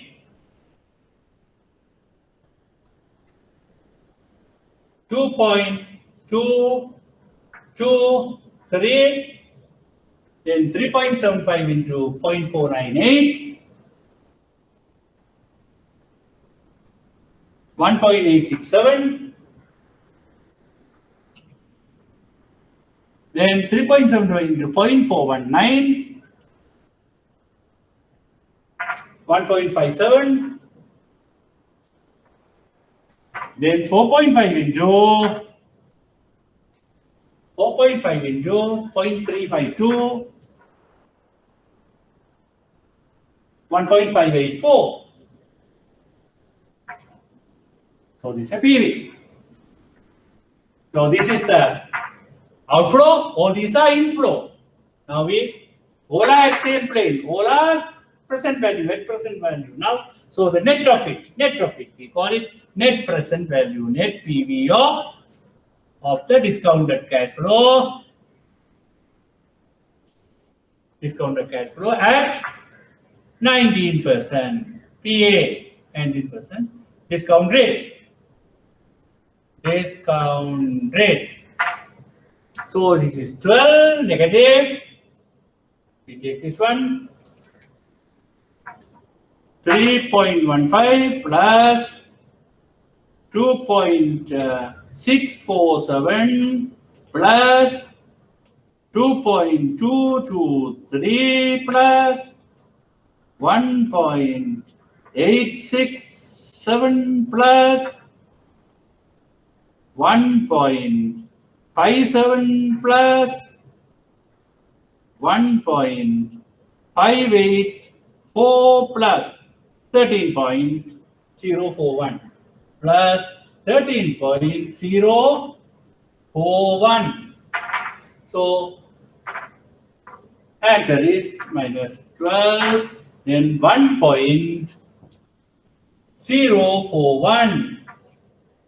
Now the NPV, net present value, is 19%. NPV is equal to plus 1.041. So what is happening? The NPV is reducing. When the discount rate is increasing, or the interest rate is increasing, the NPV is getting reduced. NPV is getting reduced. So maybe at some discount rate, this may become as zero. And further, when you increase the discount rate or the interest rate, it may go minus, negative. So when you increase the discounting rate, the NPV is getting reduced, decreasing. NPV is getting decreasing. So let us see.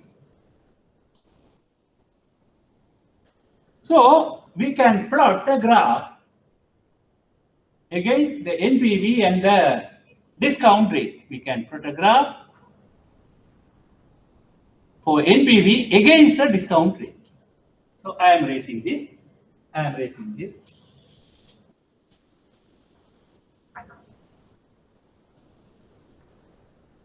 So here at 14% interest rate, 2.95. At 19% interest rate, it is somewhat 1.05. Yeah, maybe. Yes, it is.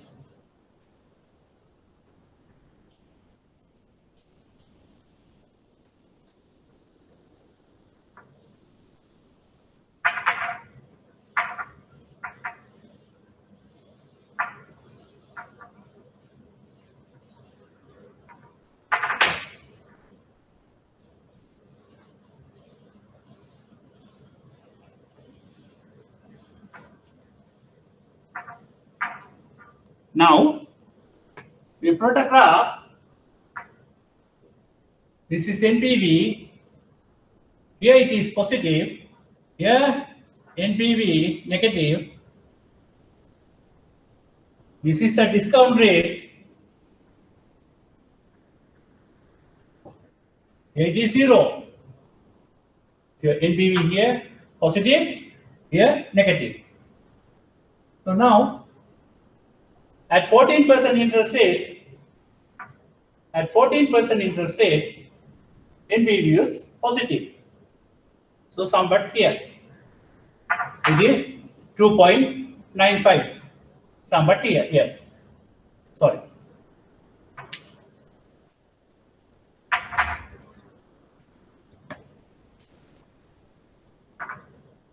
Then at 19% interest rate, it is somewhat here. So what will happen when we increase the discount rate to next one, maybe 24%, then one maybe 29%. What will happen?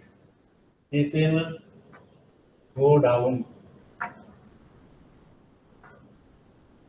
So the NPV will getting reduced. When you increase the discount rate, the NPV will get reduced.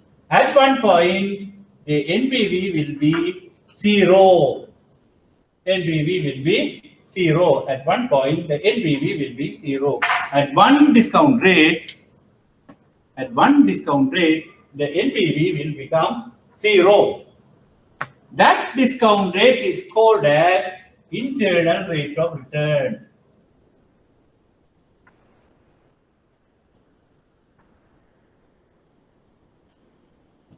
We call it IRR, internal rate of return. So now the internal rate of return is, the meaning of internal rate of return is, it is the discount rate at which, this is the discount rate at which the NPV is neither positive nor negative, and it is 0. Once again, IRR, meaning of IRR is, it is the discount rate. It is the discount rate at which the NPV is 0. That means neither positive nor negative, 0. So when we borrow for a project, we must see the NPV should be positive. For that purpose, the borrowing interest rate or the discounting rate should be less than the internal rate of return. It should be less than the internal rate of return. The discounting rate should be less than the internal rate of return. So if the internal rate of return is somewhere here, it is 20, then you have to borrow at 19 or 18 or 15 below the internal rate of return. You have to borrow, the borrowing rate should be below the internal rate of return. So for a project, if somebody is borrowing, they must calculate the IRR, and it should be less than the borrowing rate. Borrowing interest rate should be less than the IRR. So that is.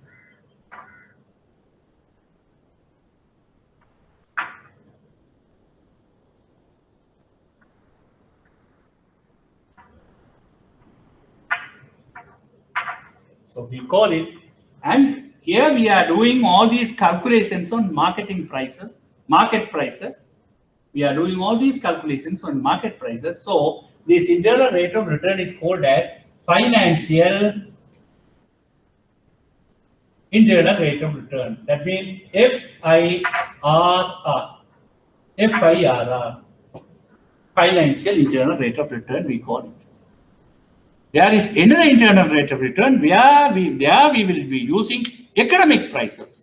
There we will be using economic prices, and that internal rate of return, we call it as economic internal rate of return, EIRR.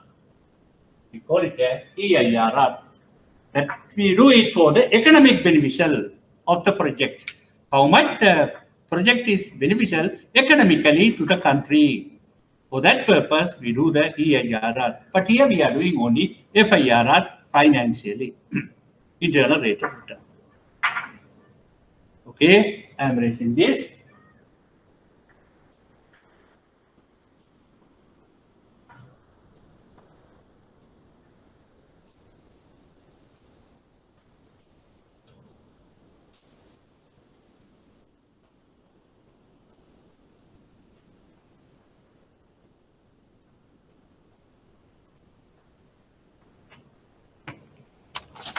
Now we come to another questions. Now the paper, the question number 4. Question number 4, that is theory question. What do you understand by the following in regard to financial investment appraisal of projects? Financial investment appraisal of projects.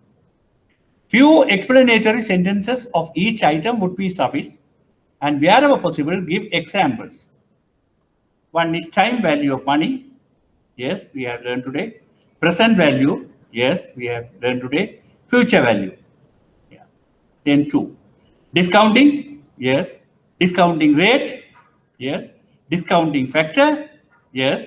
Discounted cash flow. We have learned that one today. Then net present value of projected cash flow. We have learned. And the interpretation, NPV. If the NPV is positive, yes, that means the cash inflow is more than the cash outflow in present values.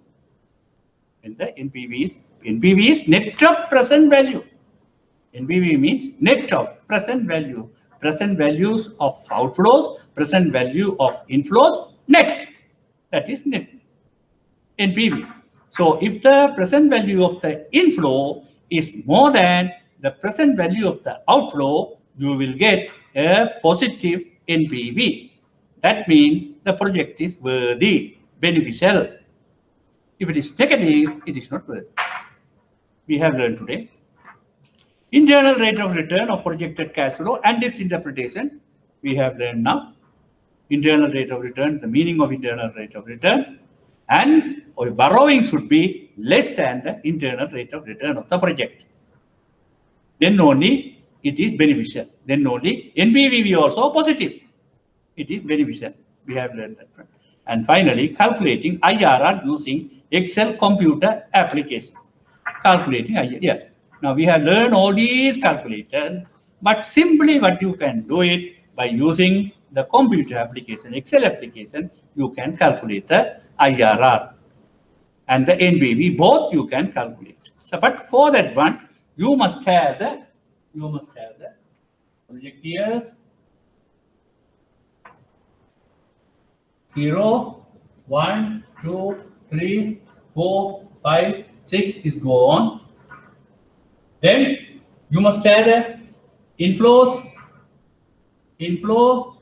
and you must have the outflow. You must put it that way. Then you must prepare the cash flow. For the investment analysis, the cash flow you have to prepare. Then the net flow you must have. So here this is negative value, here 0 investment. Then you will have the positive values. You will have the positive values. This one you have to prepare. Cash flow for the investment analysis, you have to prepare. Up to net flow, you have to prepare. Where the year 0 investment, that should be negative, should be there, and that is the outflow. Another one, the positive inflow should be there. You have to prepare. So this you have to put into the feed to the computer. That is Excel application. You have to put it input. Then what you have to do is, yes, you have to put it in the keep the cursor in a cell, put the equal sign, keep the cursor in a cell, put the equal sign, and then put a bracket. Put IRR, before that NPV, type NPV, and the bracket, equal sign, NPV, and the bracket. Then what will happen? Computer will prompt you. Computer will ask you to do the same. Yeah. Range, highlight the range. Computer will ask for the range. What is range? This is the range. This is the range. So take the cursor here. This one, anchor it. Anchor, and then highlight this. Highlight this. And then put a comma. So here range, you are bringing the range, comma. Yes, a comma. Then computer will ask at what rate you want to discount. At what rate you want to discount. You give the discounting rate, whether 12% or 18%, whatever it is, but it is in decimal. You have to give the discount rate, decimal, in decimal. You give bracket close and enter. So first you are giving the range, taking the cursor there, anchoring it, and then highlight and put the comma. So cursor will come here, the comma, right. And then this gives the discount rate with a 0.12 or 0.14 or 0.18 or 0.175, whatever it is, in decimal. Give it. Then you will get the NPV. Then you will get the NPV. You will get the answer. Here. This is computer Excel application program NPV. If you IRR also you can do it. IRR. Same thing. IRR, same thing, same cash flow for investment analysis and flow. So again, equal sign and type IRR. Then computer and the bracket. computer will prompt you the range. So you take the cursor to the range here, this point, anchoring it, highlighting it, comma. So range will come. And the computer will ask you to suggest a rate. Just computer, just for you to suggest any rate. Anything you can rate, you can say. So you say about 10% or 15%, but at 0.15, 15%.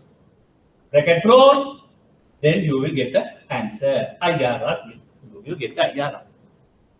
So these are the ways. Anyway, now today I have explained this cash flow for the investment analysis, and then how to do the discounting.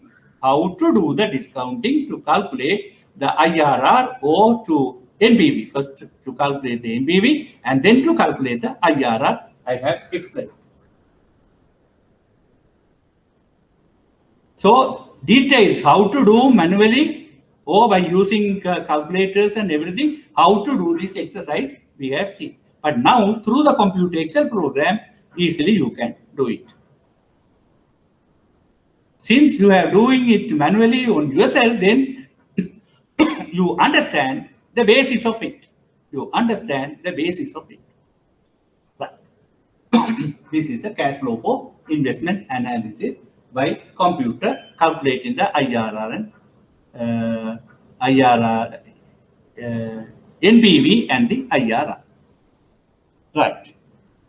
Then, yeah, question number 3. These are all past questions we have discussed. Question number 3, question number 4, and question number 5 also we have discussed. And then the question number 1, that's also very simple, the part question. What do you understand by the following items? Time value of money, yes. We have seen, we have explained. You have to give with example. Then discounting, yes. Then the net present value. Then there is another question, question number 2. Briefly explain the meaning of following time value of money and then net present value we have given. Then the problem is there, right? ABC International Limited, this is something different from the other question. ABC International Limited is an engineering company and has decided to install a new plant at its Colombo factory to manufacture engineering tools for marketing in Sri Lanka. The cost of the plant and machinery will be 50 million. The cost of installation, training of workers, test running and other expenses will be 3 million. And it will take a period of 4 months. It will take a period of 4 months. The investment of working capital for this venture will be 12 million. The company projects its net cash flow as follows. First year of operation, 14 million. During second year of operation, 16 million. During third year of operation, 17 million. Thereafter, rupees 18 million. The economic production life of the plant will be 6 years and it will have a residual value of 10 million after that period. So the economic production life of the plant is 6 years.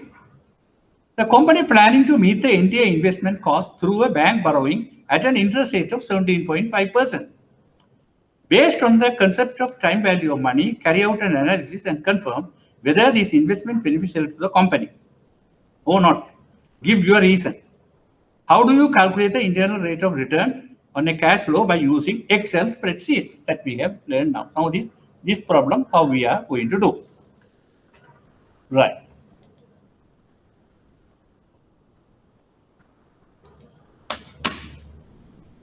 So, project years, okay.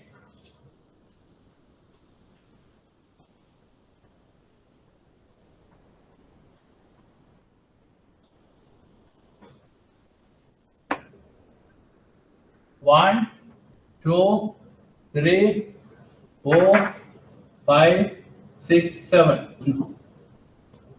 First, of course, cash inflow. Net cash inflow. Net cash inflow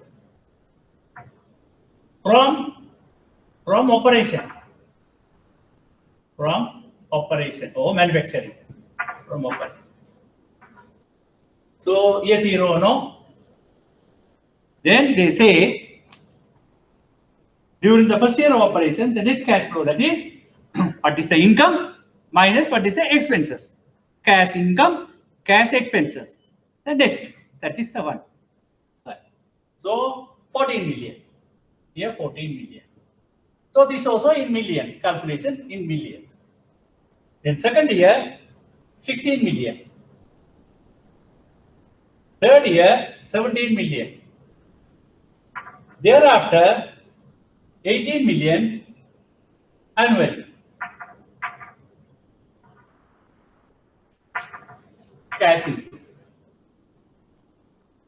Then investment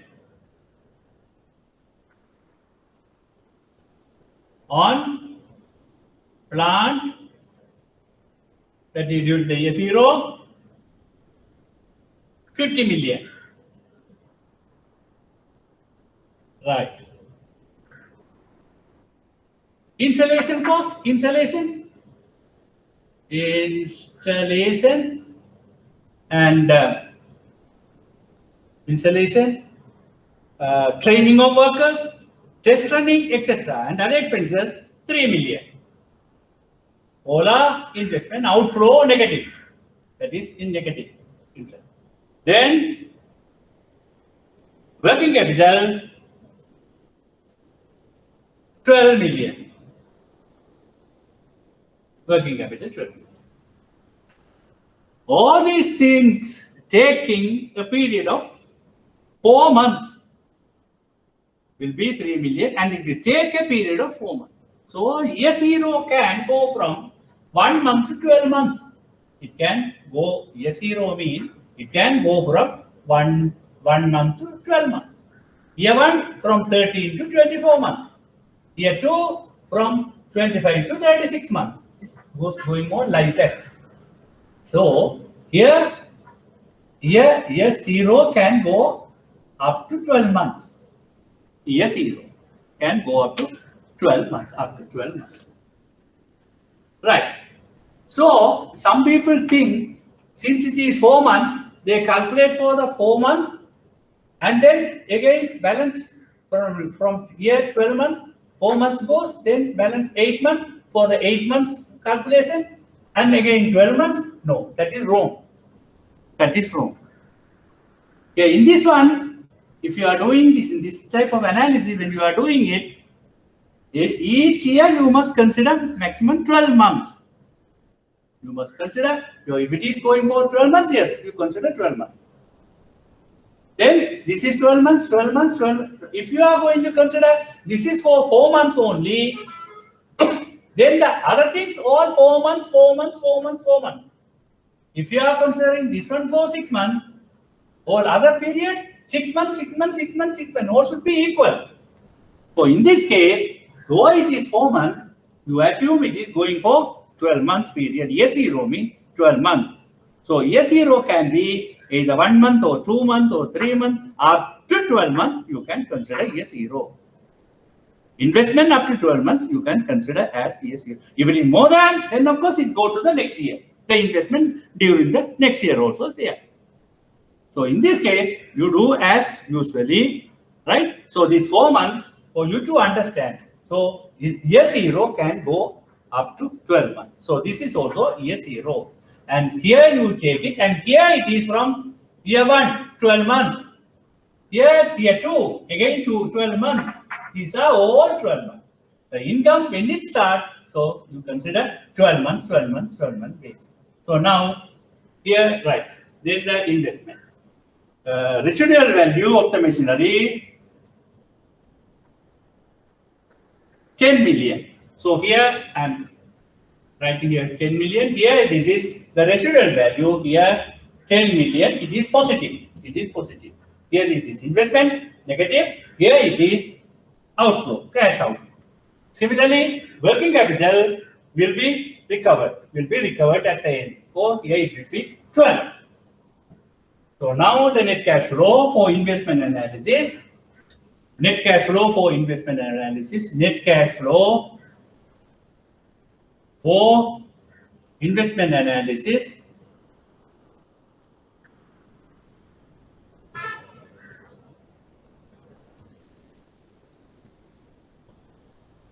65 million outflow.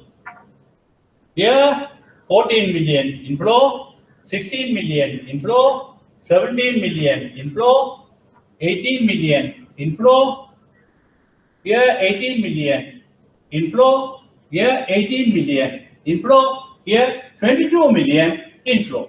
This is of course residual value of the machinery, and another one is the working capital recovery. At the end, you are taking the working capital back as cash.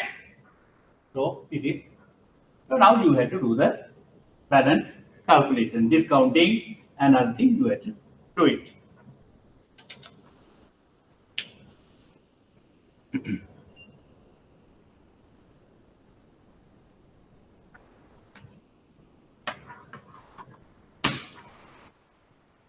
Okay, so let us, this one also better we do it. Net cash flow investment, right? So here of course you can show this one in this line, investment on plant. So this is the recovery residual value, you can say. So this is investment on working capital 12 million. This is recovery, or in a separate line also you can write in a separate line residual value. Yeah, 10 million. Working capital recovery 12 million. In a separate line also you can. But this is the final net cash flow for the investment analysis. Net cash flow for the investment analysis. Right. So discounting factor, what do they want to do? 17.5% they are going to borrow from a bank. So we discount it at 17.5%. So discounting factor at 17.5% discount rate. Discount rate. So discounting factor, here it is 1, or 1 divided by 1 to the power r to the power 0. The r is 0.175. 0.175 to the power 0 is 1. It is 1. So here 1 divided by 1 plus 0.175 to the power 1. Here 1 divided by 1 plus 0.175 to the power 2. Discount factor 1 divided by 1 plus 0.175 to the power 3. Here the discounting rate is in decimal. 1 divided by 1 plus 0.175 to the power 4. 1 divided by 1 plus 0.175 to the power 5. 1 divided by 1 plus 0.175 to the power 6. Here 1 divided by 1 plus 0.175 to the power 7. So that is equal to, this is 1 and the balance.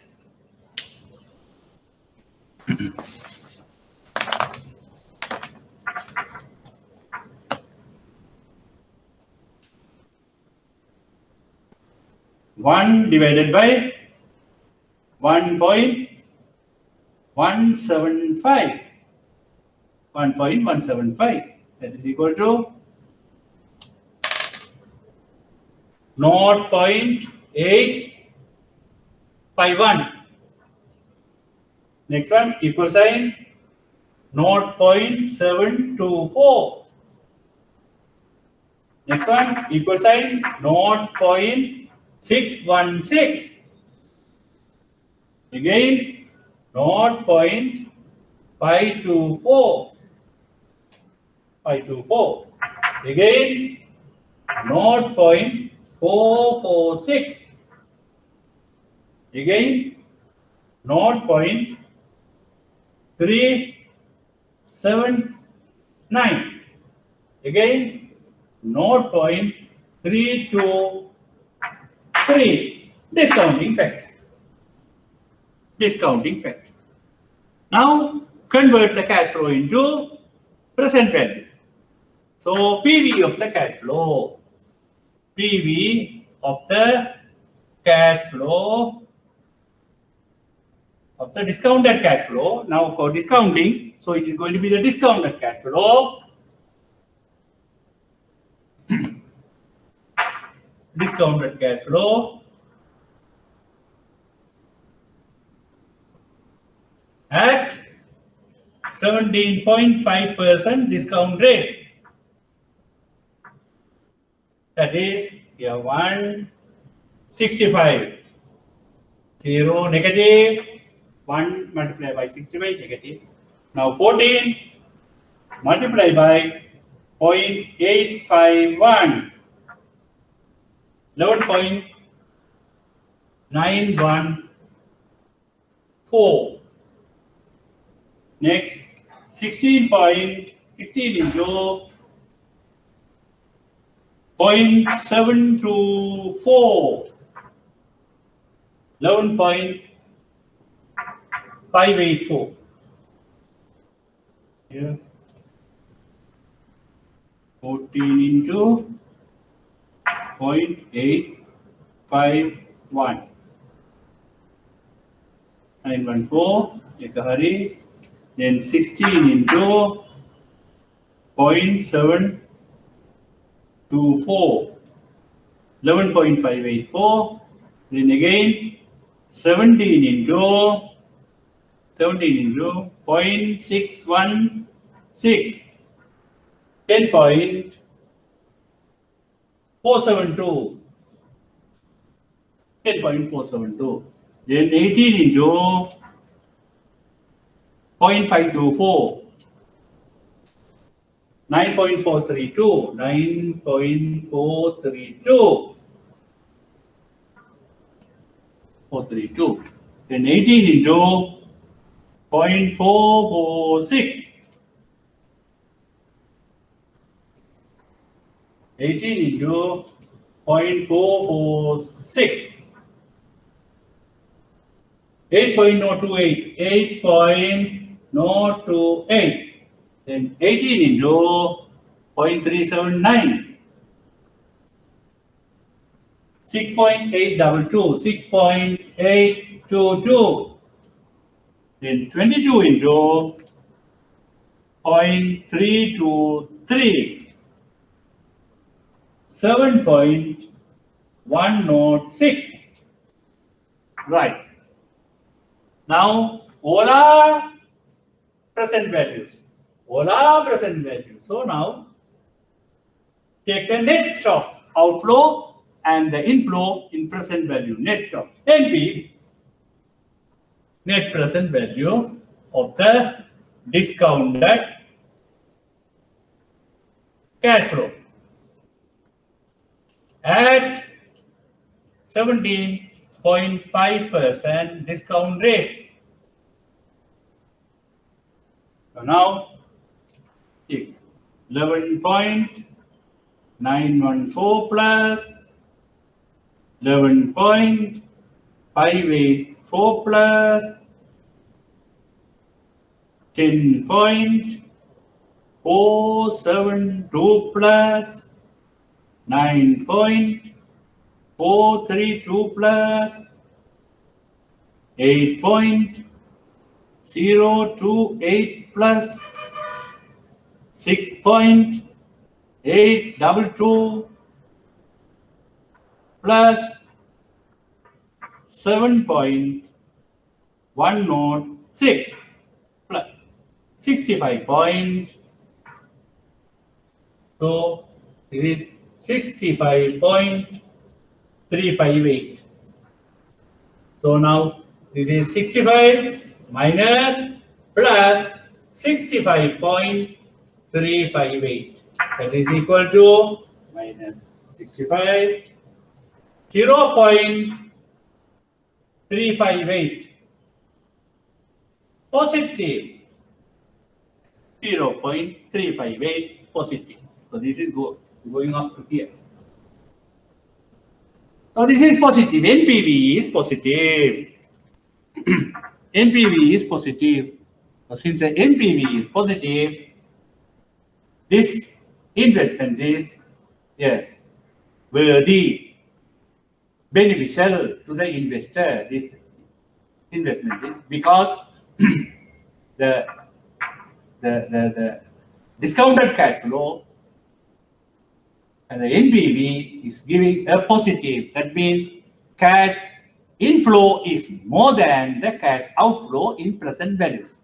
Cash inflow is more than the cash outflow in present value. So this is beneficial. So if you want to calculate the IRR, then what you have to do? Now you have to increase the discount rate.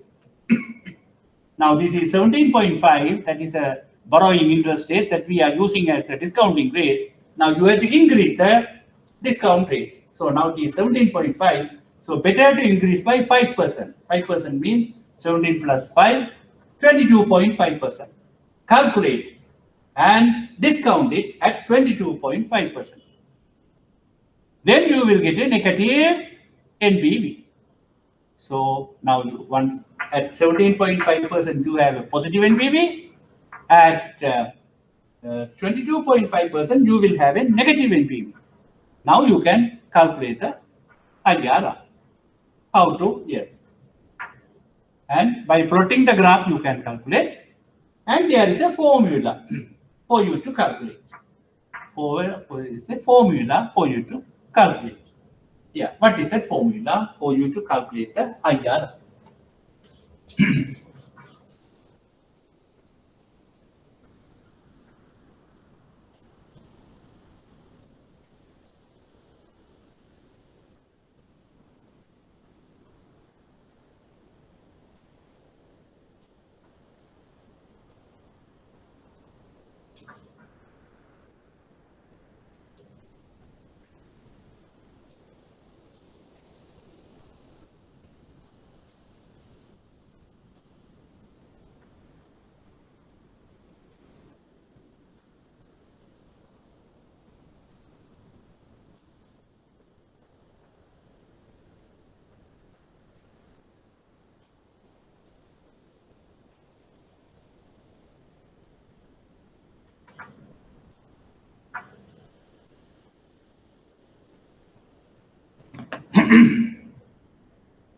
IRR is equal to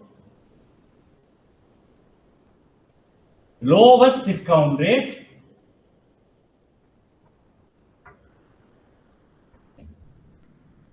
because for the IRR calculation you will have a discount. IRR is a discount rate where the NPV is 0. That is IRR. IRR is the discount rate where the NPV is 0. So IRR, you take a lowest discount rate. And then you take a where you get a positive NPV. And then you increase the discount rate where you will get a negative. So difference between the both discount rate plus difference between two discount rates. Lowest discount rate, then plus difference between two discount rates. So if you would have taken 13%, where you get the positive IRR. If you take 13 plus 5, 18%, where you are getting negative IRR. Sorry, negative NPV.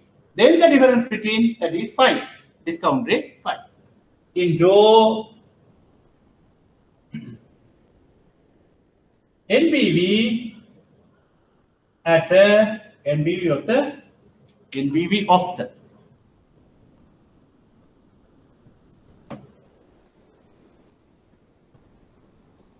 discounted cash flow at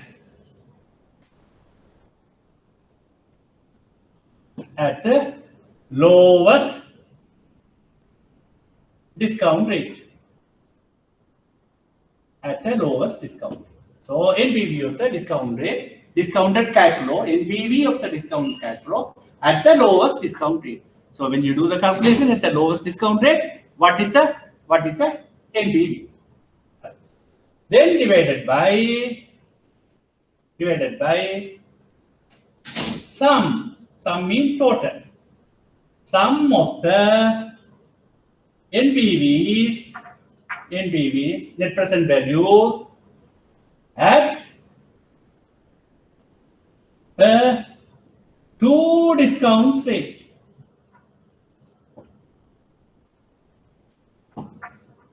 bracket please. So now IRR is equal to lowest discount rate. Yes, you have plus difference between the two discount rate. That is the higher discount rate where the NPV is negative. Lowest discount rate where the NPV is positive. The difference between the two discount rates. Generally 5. We go do the calculation at the interval of 5. Right. Then the into NPV of the discounted cash flow at the lowest discount rate where the NPV is positive. Where the NPV is positive. Right. Now the sum of the NPVs at the two discount rate. So now we are calculating the NPVs at two different interest rate, discount rates. One is positive and other one is negative. One is positive and other one is negative. Two discount rates we are calculating. Then what will happen? Here sum of the NPVs, one will be positive and other one will be negative. At the two discount rate. At the higher discount rate it is negative NPV, lowest discount rate it is positive. What happened when you add? Sum means add, total. Then the sum value, it is positive, the same value, negative value, you will get the 0. When you divide a number by 0, it will be infinity. So what you have to do here in this totaling, when you total it, when you sum up, to forget the sign and total. Forget the sign and total. Forget the signs of NPVs. Forget the signs of NPVs. Then of course you will total it. Algebraic total.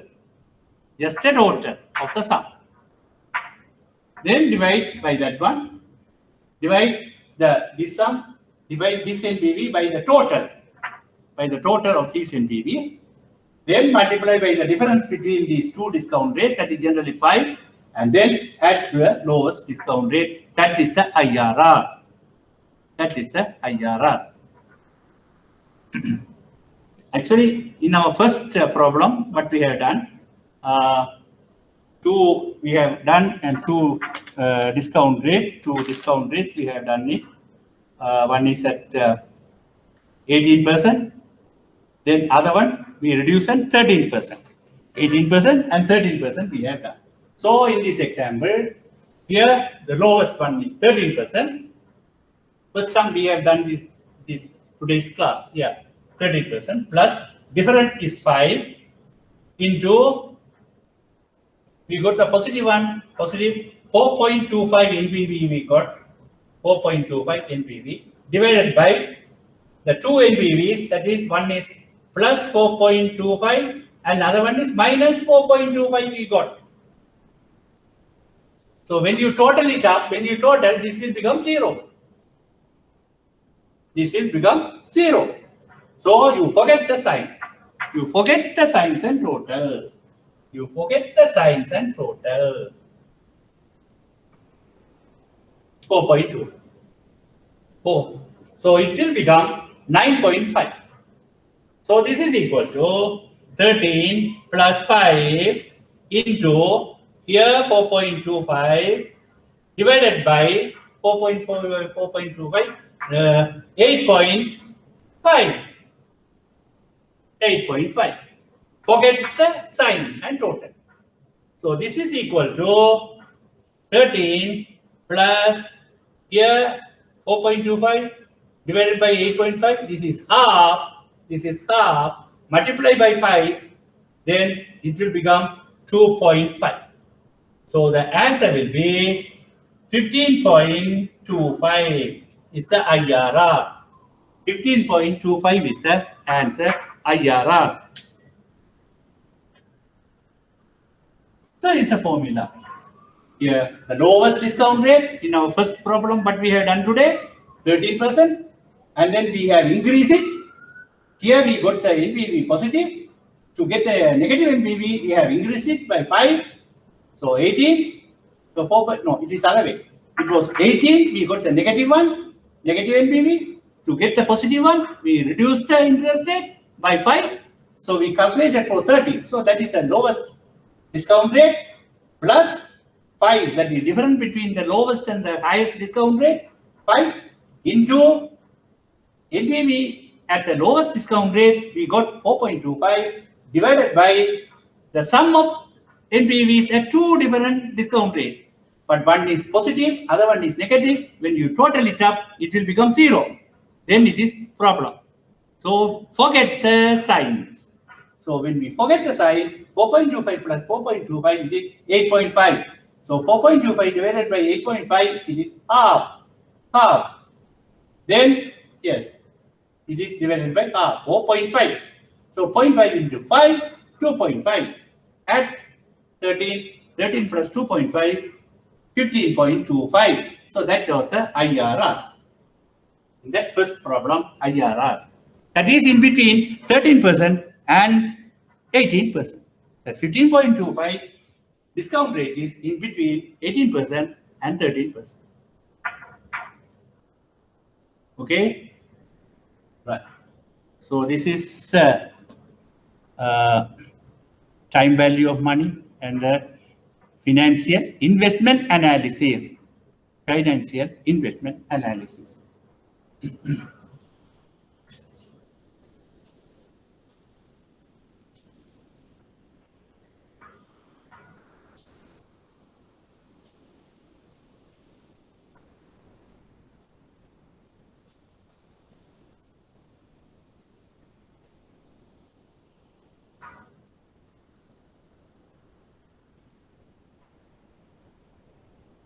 Okay, fine, thank you. I am closing. I have done everything today. Okay, fine. Thank you very much. Thank you. We are closing this session. Thank you.